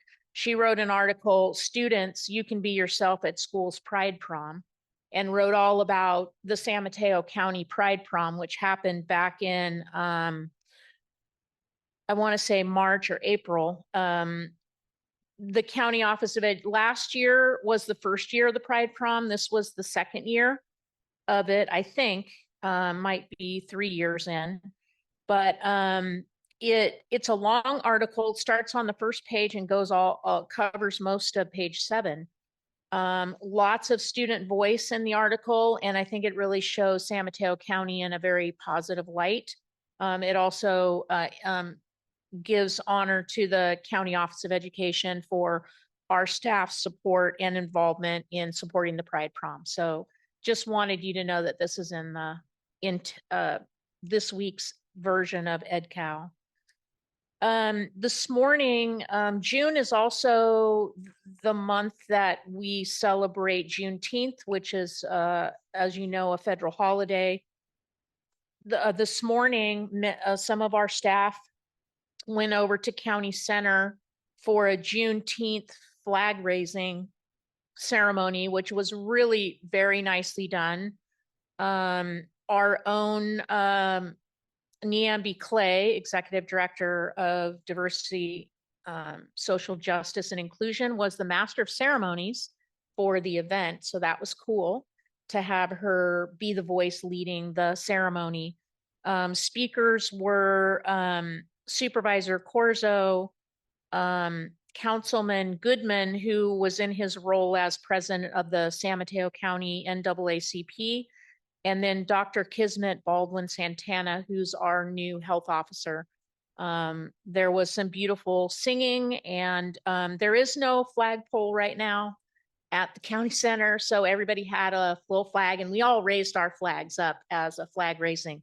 So it was great education, good community, and again, a really beautiful morning. And then finally, just when I came back to my office this afternoon, I had a note card addressed, and it's a really, really wonderful note that I want to read out loud. It's from the Shalvey family. As you know, the board adjourned their meeting several weeks ago in honor of Don Shalvey, who passed away. This is from Sue Shalvey, Don's wife. And the note card says, my heartfelt thanks to you, Superintendent McGee, and all the board for your condolences and for so thoughtfully honoring Don at the end of the March 20th meeting. San Mateo County was the right place at the right time with many courageous leaders who shared a vision for education innovation and expanding options for some of our neediest and most deserving students. It's appropriate that the San Mateo County office logo is a beacon as SMCOE continues to be a hub of innovation and services for students and professionals. Warm regard, Sue Shelby. And that concludes my comments tonight. Thank you. For item 8A, Superintendent McGee will provide information on the San Mateo County Board of Education's candidate policy form, including resolution number 24-37, calling for an election to be held on November 5th, 2024 for the election of 4 members of the governing board, which have been completed in accordance with board policy 9220. Superintendent McGee. Thank you. So the resolution is clear in its purpose. It spells out the specifications of the elections order.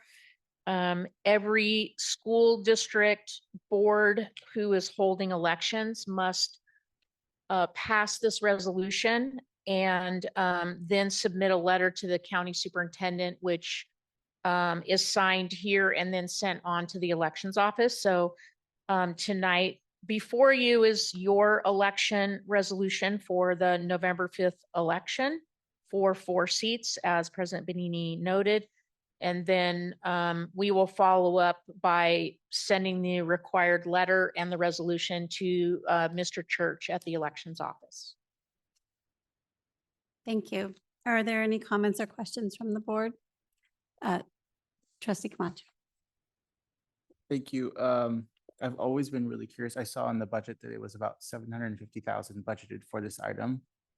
So I was just curious, aside from the contract that's here, is there any sort of itemized anything that gives us a sense of what that looks like? So the projected amount put into the budget is based on prior year's cost of election, and essentially what the office is paying for is the candidate statements of the board in the booklets. And typically it depends on how many candidates are in the booklet to like divide the cost by. So they give you an estimated cost, but then there's always an invoice after with the real cost, which is, I find, usually higher than what was projected. So it's expensive to put those, for any candidate to put a statement in, but the county board is covered under the county office budget for that cost. So that's news to me. That's not the way it- Which is great. So do you still have to pay Yeah. for your candidate statement? Absolutely.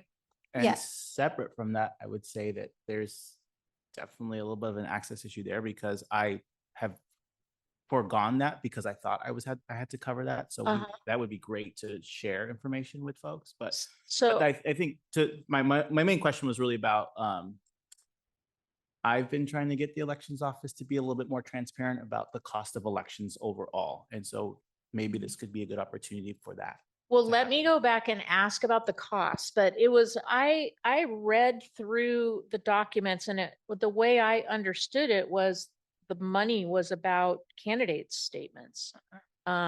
So We pay our own. I didn't know. Do you also get billed after the fact for So extra? I haven't read through the whole thing, but I think the cost is for the running of the election for our, the Okay. number of people. Yes, they do charge candidates if you put in a candidate statement, and it's Okay. based upon, like you said, the Yeah. number of candidates and how many, people on the page. In 2020, it was $20,000 for one page. And if you Yeah. had, it would be split if there were two, or split Mhm. if there were three. One moment, Ms. Willenper. And then what was I going to say? Sorry, I lost my train. I lost what I was going to So say. I just It's raised my- okay. I I know. just I raised my was hand. sorry. You Go ahead. I'll think. I'll talk slowly and then Susan has one too.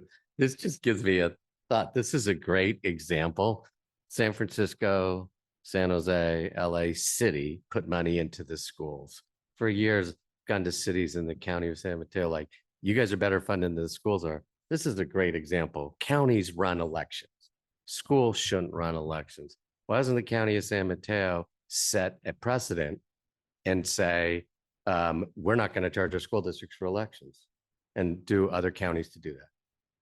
Because county government spending proportionally nationally is much higher in education. This is a great tangible example. Why are we taking money from students to pay for elections when it's a county duty? Here comes San Mateo County Board. I remembered my question, and then Susan, then I'll Go go ahead. you. So since we are not county elected countywide any longer, and in that realm, the ballots are circulated throughout the county. Now we are only whatever 4/7 of the county for this election. So can we ask whether that's a part of the cost, or if it's good? It could be that it's, I know it's an estimate. so maybe it's Yeah, not. you know what? And I think this is Kevin's first year assessing for election, so I think he just looked back and did the math. But we did not reach out and ask, and I obviously didn't read the right document because I had it all wrong. So we will go back and ask, and I will try and get it nailed down as much as possible and bring it back at the next board meeting. Or I can just share it out. But I can put it on the agenda if you would like. If you're gonna lead a revolution, it might need to be on the agenda. Trustee Alvaro? Thank you. Hmm. Yeah, I've always had that question, is what is all that money for? Because we do pay for our own statements, and it will depend on how big a district you know, how much mailing, which is going to be really interesting for somebody like me who's representing like this weird little stripe that goes through like 8 It different should be pretty districts. equal since we're all. But, yeah, so we've paid for our own and we have to be careful because if we say we're paying for candidate statements, then what about people who are running, who aren't already on the board as incumbents, you know? So we have to, because it could be like 6 people suddenly decide that we should pay for all their statements. So we have to be careful about that. But then I do look at it. I have looked at it every single time and said, what are we paying for? To Mr. Lampert's point, and why, but it would be nice to get an accounting for what is that amount of money that we're just like, okay, yeah, we're doing. Because we don't know. Yeah, good. I will find out. How's that? Thank you. Okay. Our- No, it isn't. No. Okay, I went on a tour for my local county, another county's elections office, and I learned a lot. So I have a lot of questions. Okay. very interesting.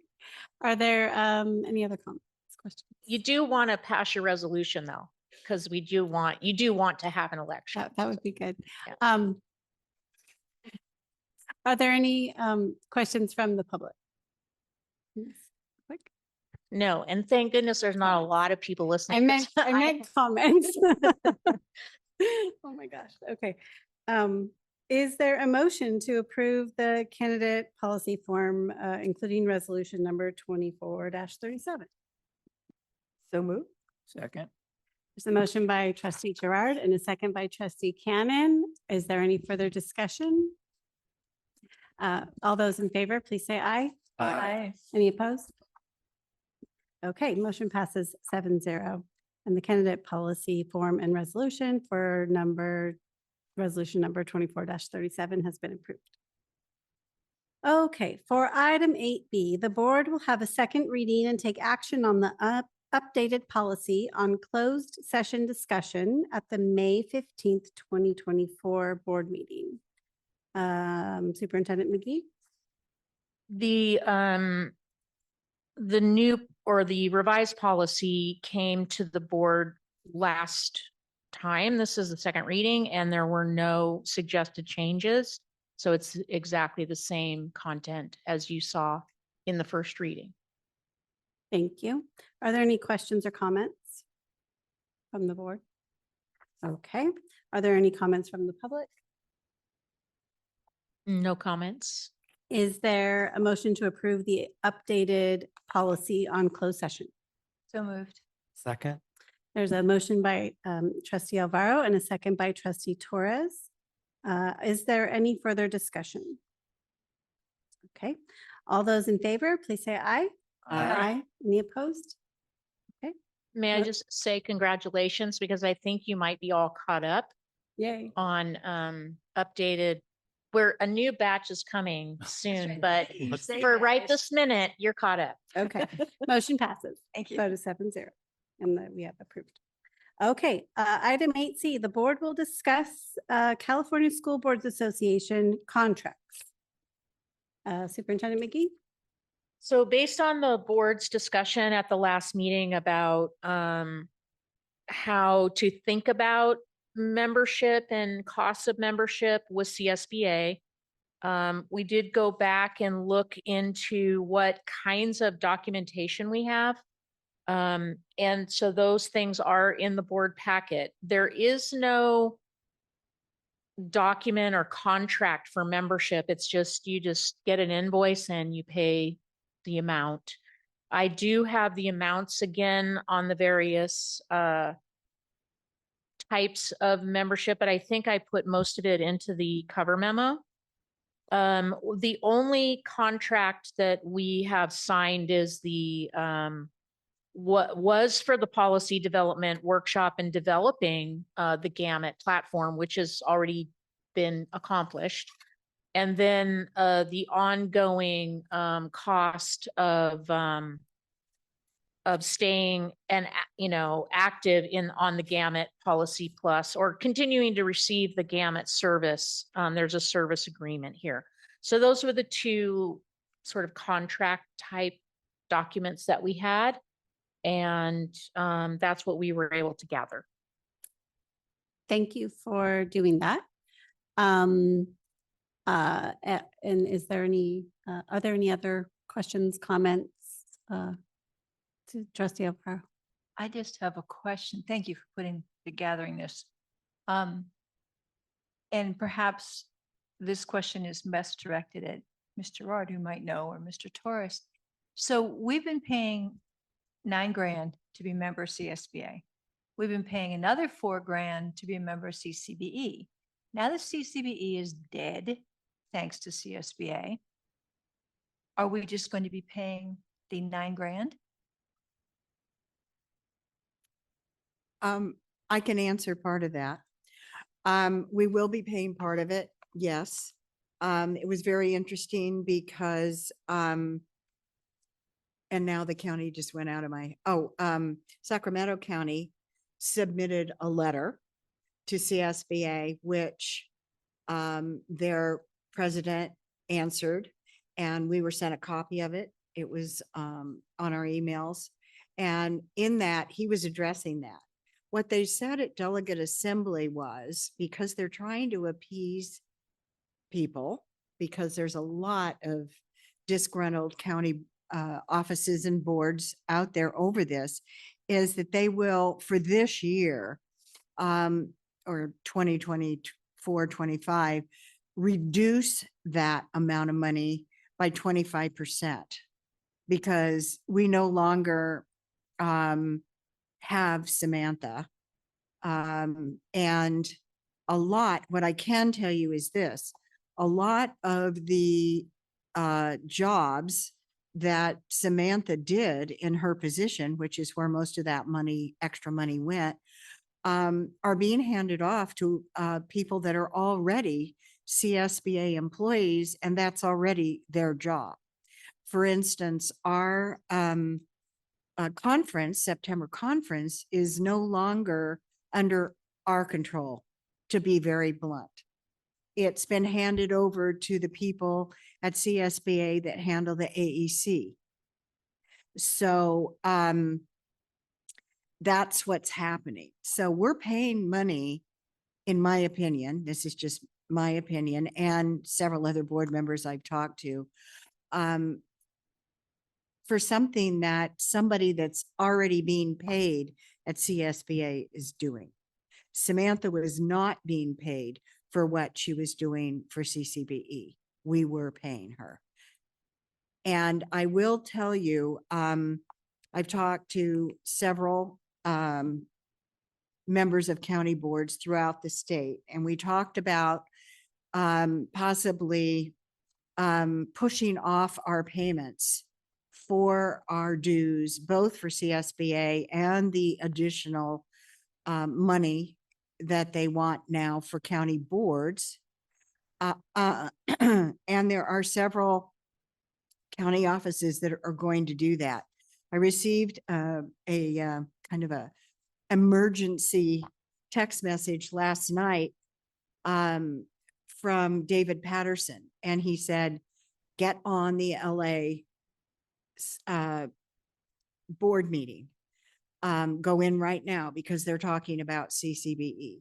So he sent me the link, and I did participate in the LA County board meeting last night, which was very, very interesting. Yvonne Chan is their president, and she's very knowledgeable about all this and is on the transition committee group.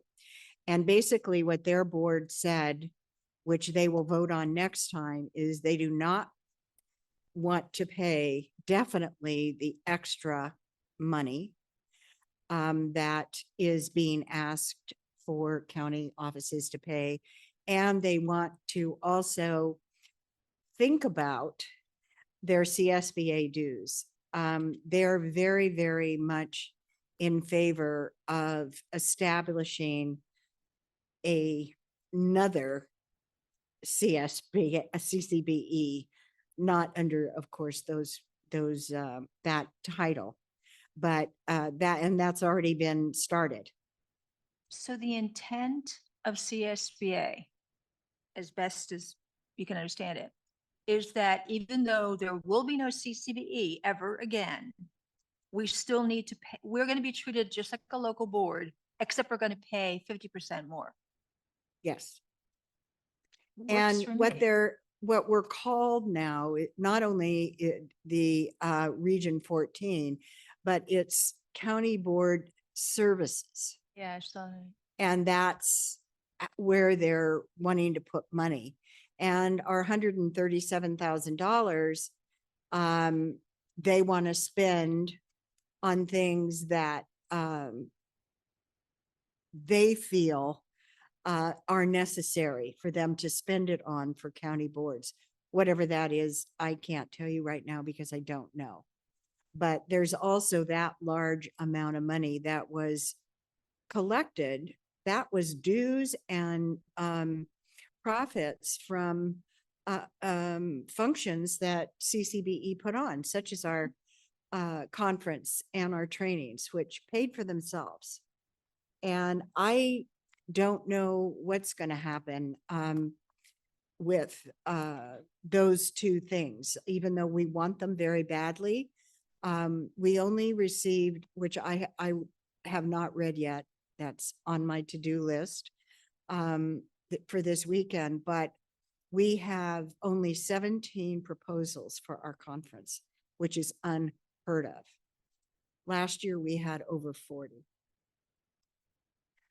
We did So- not submit a proposal. We're one of the 0 Well, in your pile. it's so sad because that's, I know already that's going to be leverage for CSBA to use to say, look, you didn't even get anybody that wanted to submit proposals. So why do you want to have this conference? And it's heartbreaking to me because we've worked so hard and argued so hard to get this. And when I got that notice, I couldn't believe it.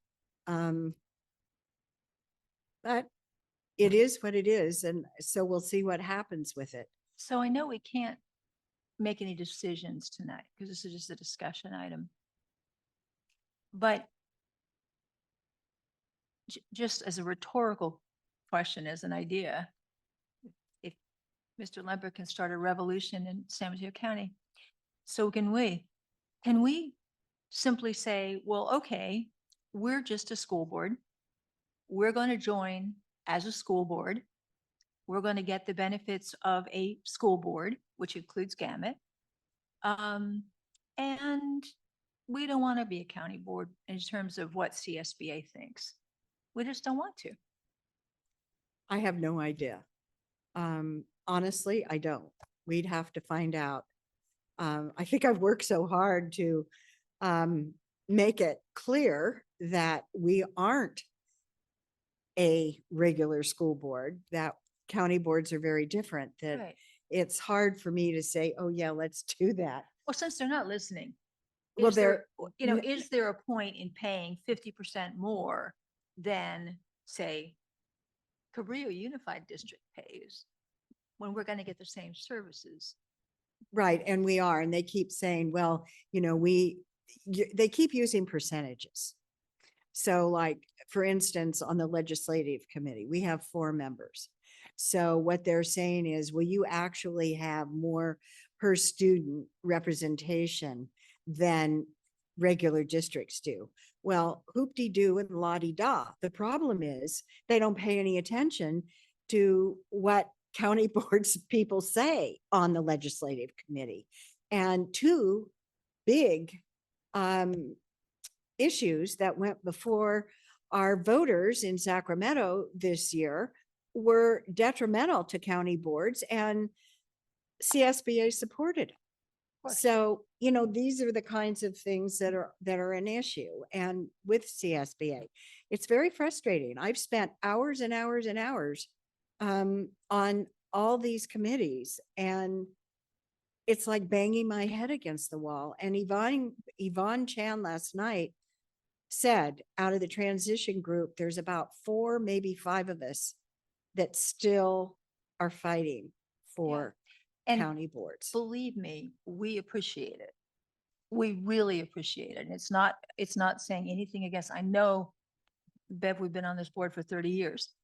I know how much you've worked to get county boards recognized by CCB. But if the bottom line comes down and they're saying, yeah, so what? You know, then why would we pay more Well, and money? that could be where this other organization would come into play.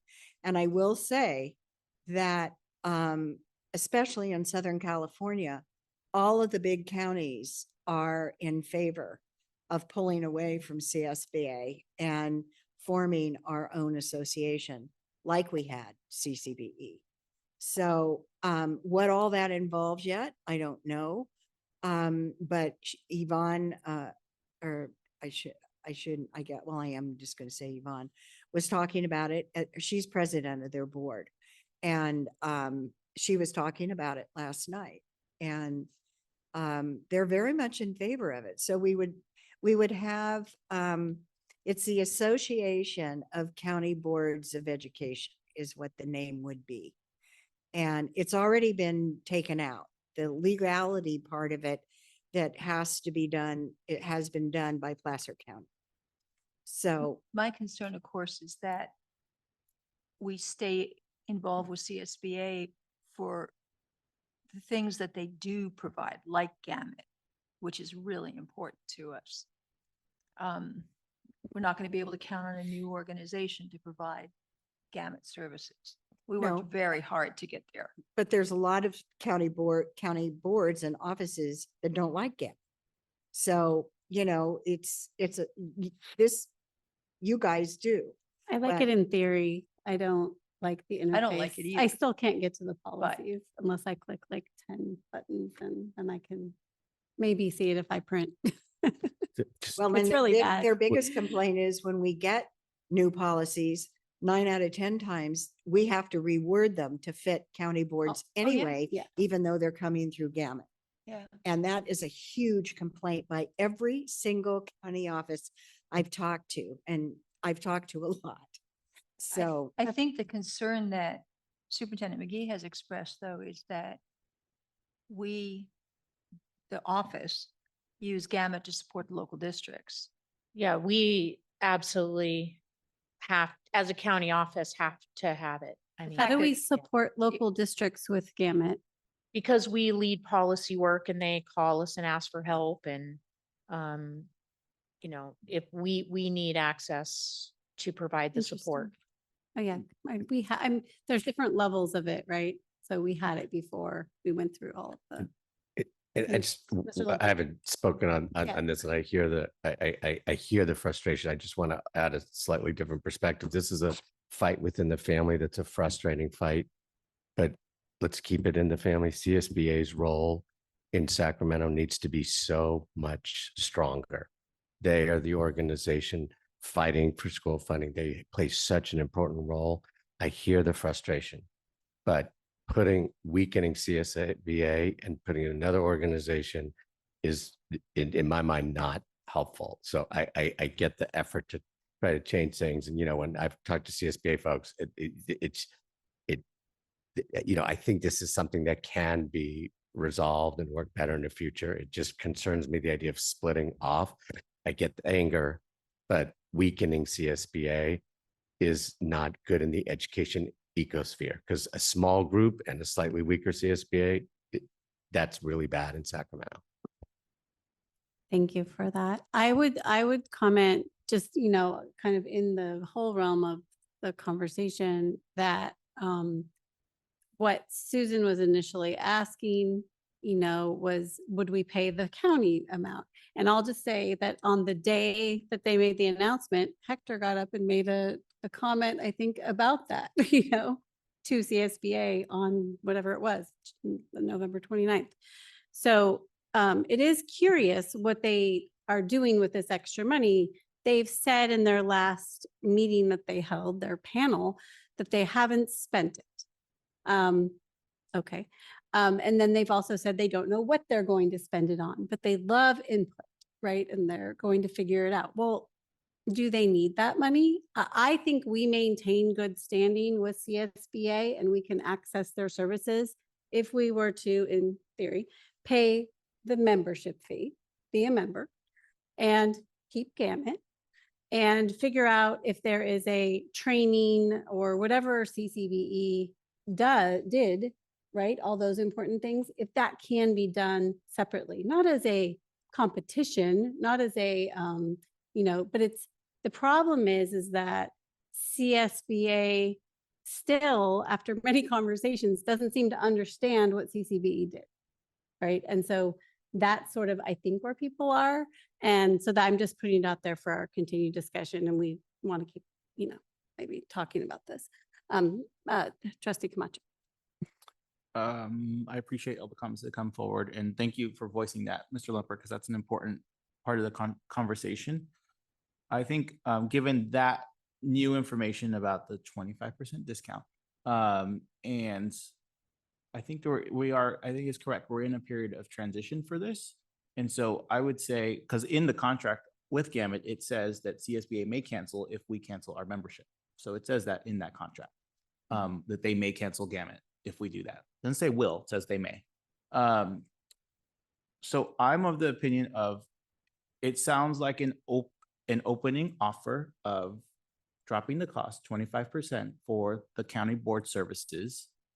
And I think that that's sufficient. I really feel that at this point, because of now how the time is moving and the things that are critical to us, that's an opening offer, not an opening offer.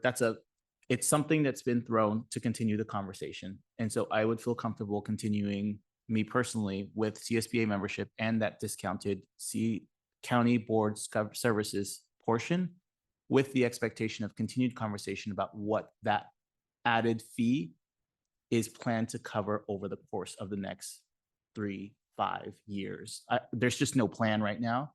And I think that's a fair way for us to move forward with the conversation without completely disrupting, to Mr. Lempert's point, some critical conversations, especially in this budget year. Okay. Are there any other comments? Just a point of clarification. I realize that in the cover memo, it shows the membership fees, but there's an additional fee we pay for the Gamut service agreement, just so you know. Yeah, it's the attached one, right? So, Yeah. that was my other question, actually. So do we pay the total, the policy and the policy plus? I think that's how I read that. We're in the policy plus service level. So you step up to it, so you pay 6,300, whatever. And that gets us these quarterly updates and all the, they also provide legal support, which we haven't really been using, but it's Mhm. available Yeah, they for do. the policy work and any other legal questions through this, the ELA, Education Legal Alliance. Yeah. My personal thoughts on the policies are, if we're so tied to it that we need it and we're going to use it going forward, we really need to leverage our needs. And we really need to get them to create, and we've said it many times, but something that is for counties, for county offices, for county boards, for county superintendent policies, whatever those are. Because you would think they've done enough of them right now that there are templates, right, for that, and that you're not recreating the wheel every time. And maybe they're doing that. I don't know, but they hadn't for us, and there were other counties that had them. So I feel like it's kind of hit and miss a little bit. So they definitely miss things for sure. yeah, I mean, initially we did all of them. That was Yeah. that was nightmare. And then I think maybe I'm seeing that they're doing some attending to it as you get it, but we get it after you've already screened it, right? Mhm. And I'm looking at Patricia. She's doing that. So yeah, okay. But I do think that is a necessary advocacy point for us if we're going to keep using it. Well, and I think, Mr. Limpert, I need to be clear on what I'm talking about as well.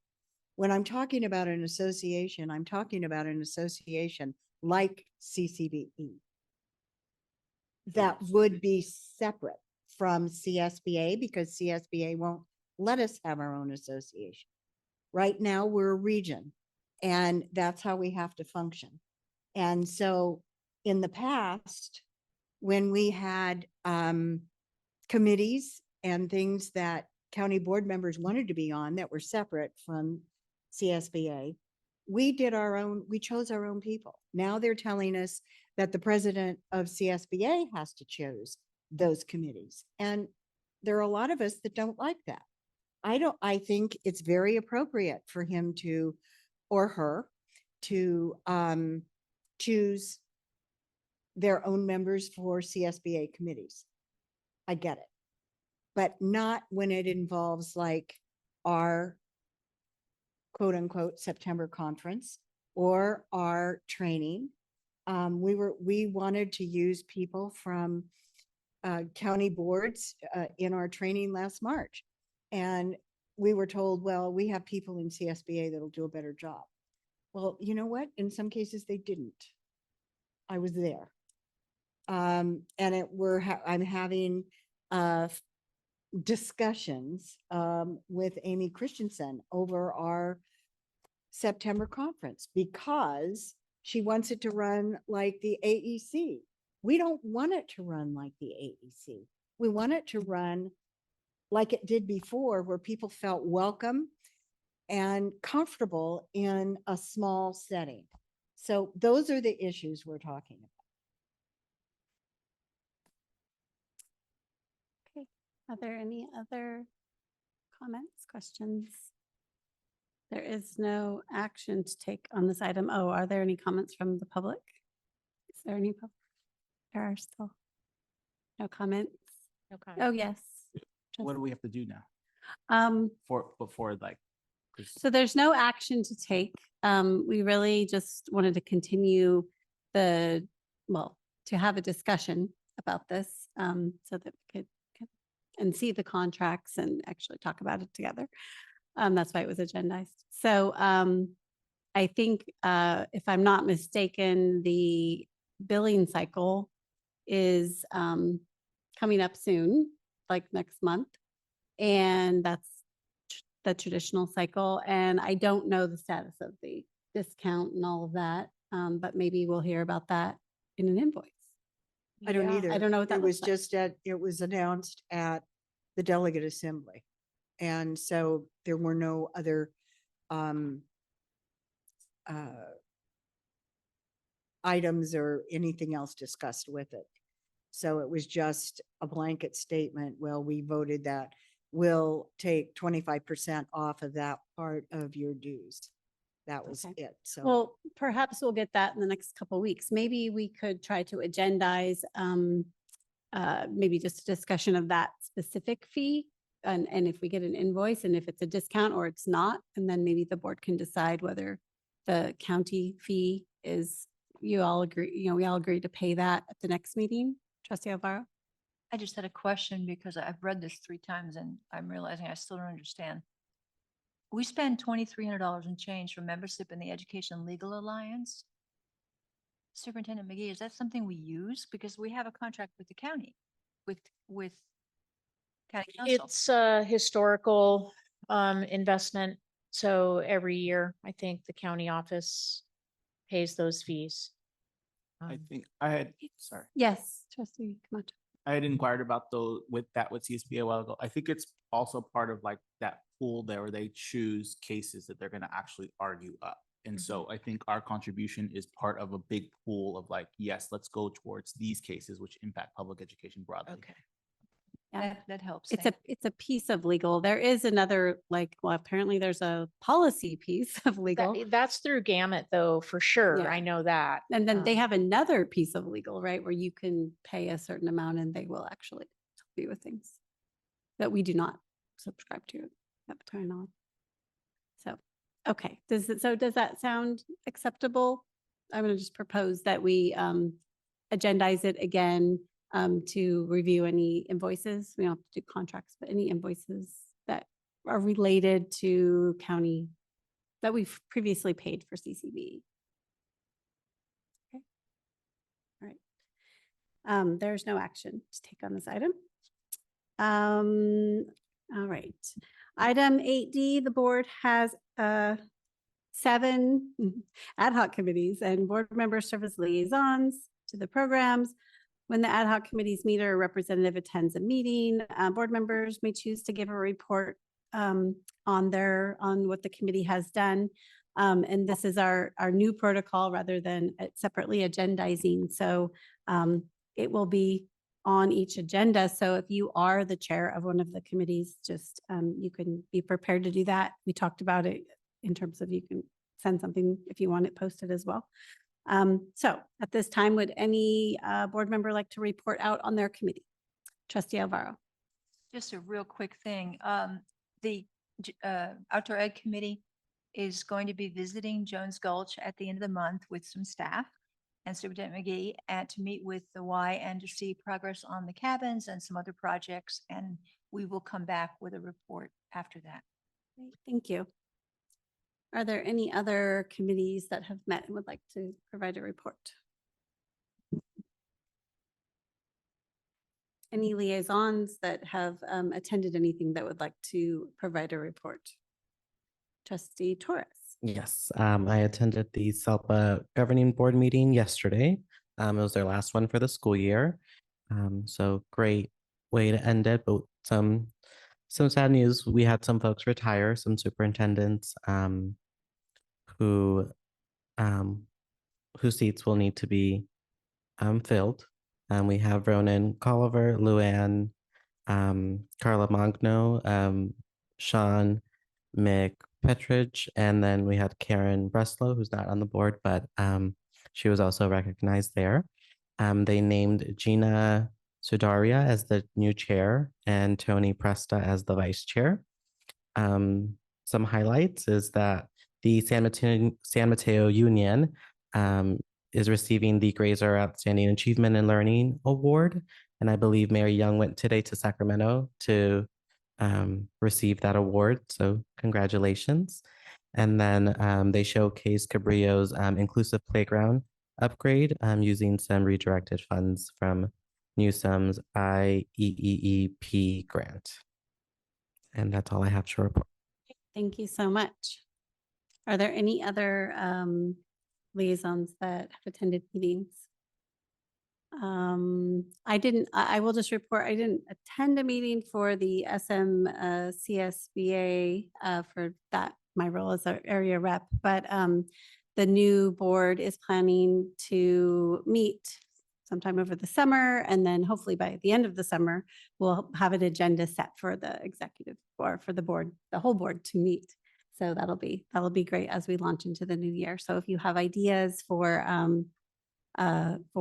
programming or things that we might want to have during any of the dinner meetings or anything like that, you can feel free to share those with both Beverly and I attend those meetings. So that would be great.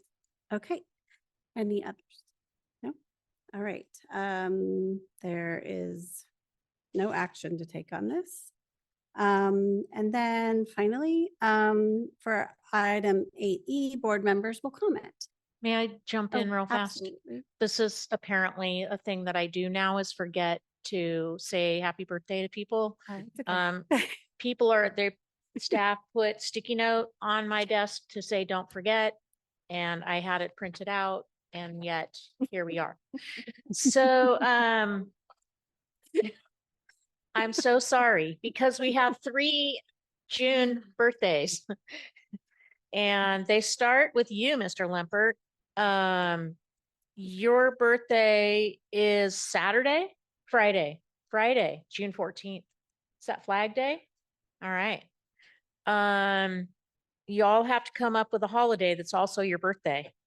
So Ted's Flag Day, Jim Cannon, you're June 18th. Do you have a other holiday that's on June 18th? Oh, yeah. Okay. We're going to say close. It's adjacent 16th. to Father's Day. Oh, it's Jim Kent. There you go. Okay. Jim Cannon Day, June 18th. And Mr. Camacho is a June 19th baby, which makes you a Juneteenth kid. And you get to have 2 different celebrations, right? So happy birthday to all three of you. I'll try and get better about the birthdays. Okay. Mr. Lempert, would you like to start us off with comments? The report. All right, Mr. Cannon? Well, just to say that I always enjoy graduations, and this year my health kept me away from a couple, but the one that I did attend was the one in San Bruno for our challenged students. And it was particularly moving this year, I thought, to see the staff and their love for the students, not only their professional work with them, but just the care that they gave to them. And as well, the parents were so pleased and proud of their students. It was quite moving. So that's all I have. Thank you. Trustee Gerard? Oh, I was just gonna look, you want to ask somebody else? I Okay, wanted to I'll pull come my back to you. calendar up. Trustee Alvaro? Thank you. Just a couple things. I wanted to thank Minette and Marion again. I thanked them before the meeting. And what I said to them was that this presentation is so clear and so easy to understand, with the exception of the excess property tax sweep, that I have almost no questions for them. And that's just a wonderful feeling that I feel like I understand. So I thank them then, and I'll thank them again. Another thank you to Sean McFetridge, who is retiring from Cabrillo Unified after 5 rocky years. He came in shortly before the pandemic, which is a great time to take over as superintendent of a school district. But his efforts won the district a National Green Ribbon Award, which we know, although he will tell you again and again that it was a group effort and he was just part of it. But he also managed to just maneuver the district through just ridiculous fluctuating budget, because COSD is one of those districts that flips from LCFF to basic aid or whatever it's called now and back. And I think he did a great job, and I'm going to miss him. I'm looking forward to meeting his successor. Another goodbye and thank you. Amy Bono is leaving as the executive director of the HEAL project that she's been doing for 9 years. She's accomplished so much. One of the things is that HEAL now serves all 2nd and 3rd graders in Cabrillo District and other kids who come in from other districts to have day trips and visits and stuff. So great job, but she's done much more than that. And the good news is she's going to become the ranch coordinator at Elkus Ranch, which is a partnership with UC. And it's just about that far south of Half Moon Bay. So she'll still be there, and she'll still be working in the same basic idea and doing good things for the environment. So thank you to her. And then just congratulations. We had those 2 Braille Challenge winners who came from our programs, Luke Pilar and Enrique Rio, and who just were smiling in the paper and looking really proud of themselves, as they should be. And of course, thank you to their teachers and the whole team that backs them up, because it takes a huge team to make that happen. That's what I have. Thank you. Thank you. Trustee Camacho? Not too much extra to add, just a thank you as well to the business services and ed services teams for these reports. They're incredibly thorough. I really love how the budget has come along and the way it's presented. It's such easier to digest and to explain. So I really appreciate that. Thank you. Trustee Gerard? I found it. Okay. I'm good.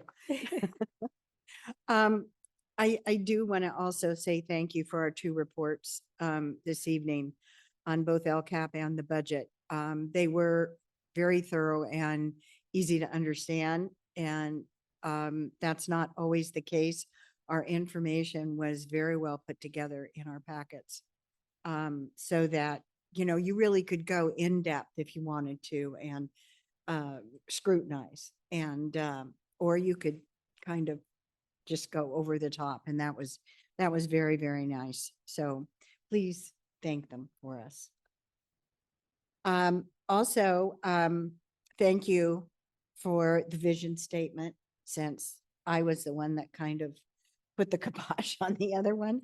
I really, really appreciate the new one, and it captures my thoughts and feelings. So thank you. Also, the highlights have been the graduations. which have just been wonderful. I attended the K-22 graduation and the Hillcrest graduation, which were both on the same day. And the K-22 graduation this year really grabbed at my heart. I think that the group overall, and I'm not exactly sure how to say this, but I think that group were the most, for another word, needy group overall that we've had in a long time.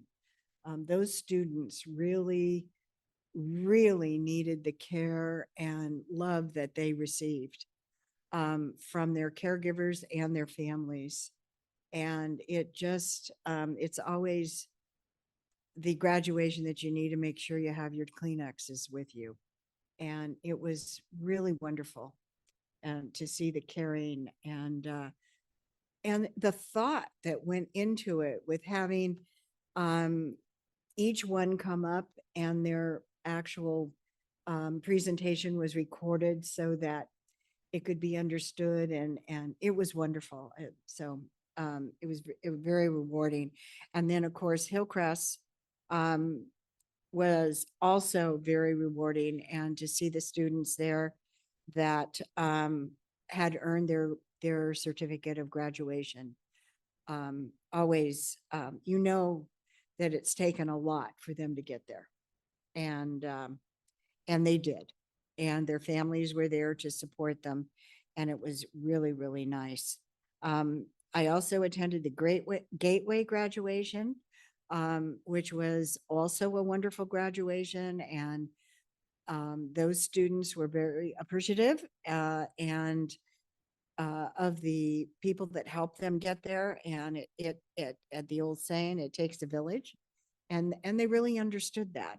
And some of them gave flowers actually to, instead of their moms, to their teachers, because they felt that they were the ones that really gave them support. And then we also went to this CTE presentations as well. And I really think the best part of that was to read all of the booklets that the students wrote on their thoughts and what they were putting into their presentations and why. I really, really enjoyed that. And I felt badly because there were a couple I didn't have time to read, but they were great. And as you could tell by my other comments tonight, I've been very busy with the transition in many aspects. The transition committee, the handbook committee, the conference committee, and anything else that might come up. So happy birthday to all of our birthday boys this month. And thank you. Thank you. Trustee Torres. Yes, thank you to Superintendent McGee and her team. I'm very sad to hear that Niambi is leaving us. Whoever takes on that role has some big shoes to fill, but I'm fully confident that she will do well wherever she goes and that we will miss her. That's all. Thank you. Thank you. And just briefly for me, I also was able to attend the 3 graduations, and they were all just amazing in their own ways. Just seeing the relationships that, you know, the teachers have developed over so many years. There were parents, I mean, it was very emotional. Nobody reminded me to bring Kleenex. But there were students who have really been with us for almost their entire schooling. Some parents I was sitting next to, their son was there, I think, since 1st grade, and then his 2nd grade teacher was still there. And so they were doing pictures, and it was just really, really nice. We also had a chance to talk to some parents, and there was one student who was newer, and I could not, there were so many complimentary things that she had to say about the program, and coming from a different county, different wherever they came from. it was overwhelming that she was just, and it was sad as well because there's transition, there. But, and it was very, I don't know, just, it's amazing to see the students who are in, at Hillcrest, and they're working and they're there with their families and they're accepting their diplomas. It's so exciting. Then it's also, the reality of it is still very, very difficult. But they were, it was such an exciting, there was so much excitement in the room. A lot of other students attended. I don't know what the scenario, how that happens, or if they, they get to, I don't remember that from years past. But there was a lot of clapping and cheering and a lot of excitement. So anyway, so it was really special. And same with Gateway. So that is all. I actually just want to also say thank you to the teams for the presentations, because they were, as everyone's already said, very clear and just very easy to go through. I read through all things, and just was really, really great. And I look forward to seeing the next drafts. Okay. The next regular meeting will take place on Wednesday, June 26th, 2024 at 7 p.m. And this meeting is adjourned.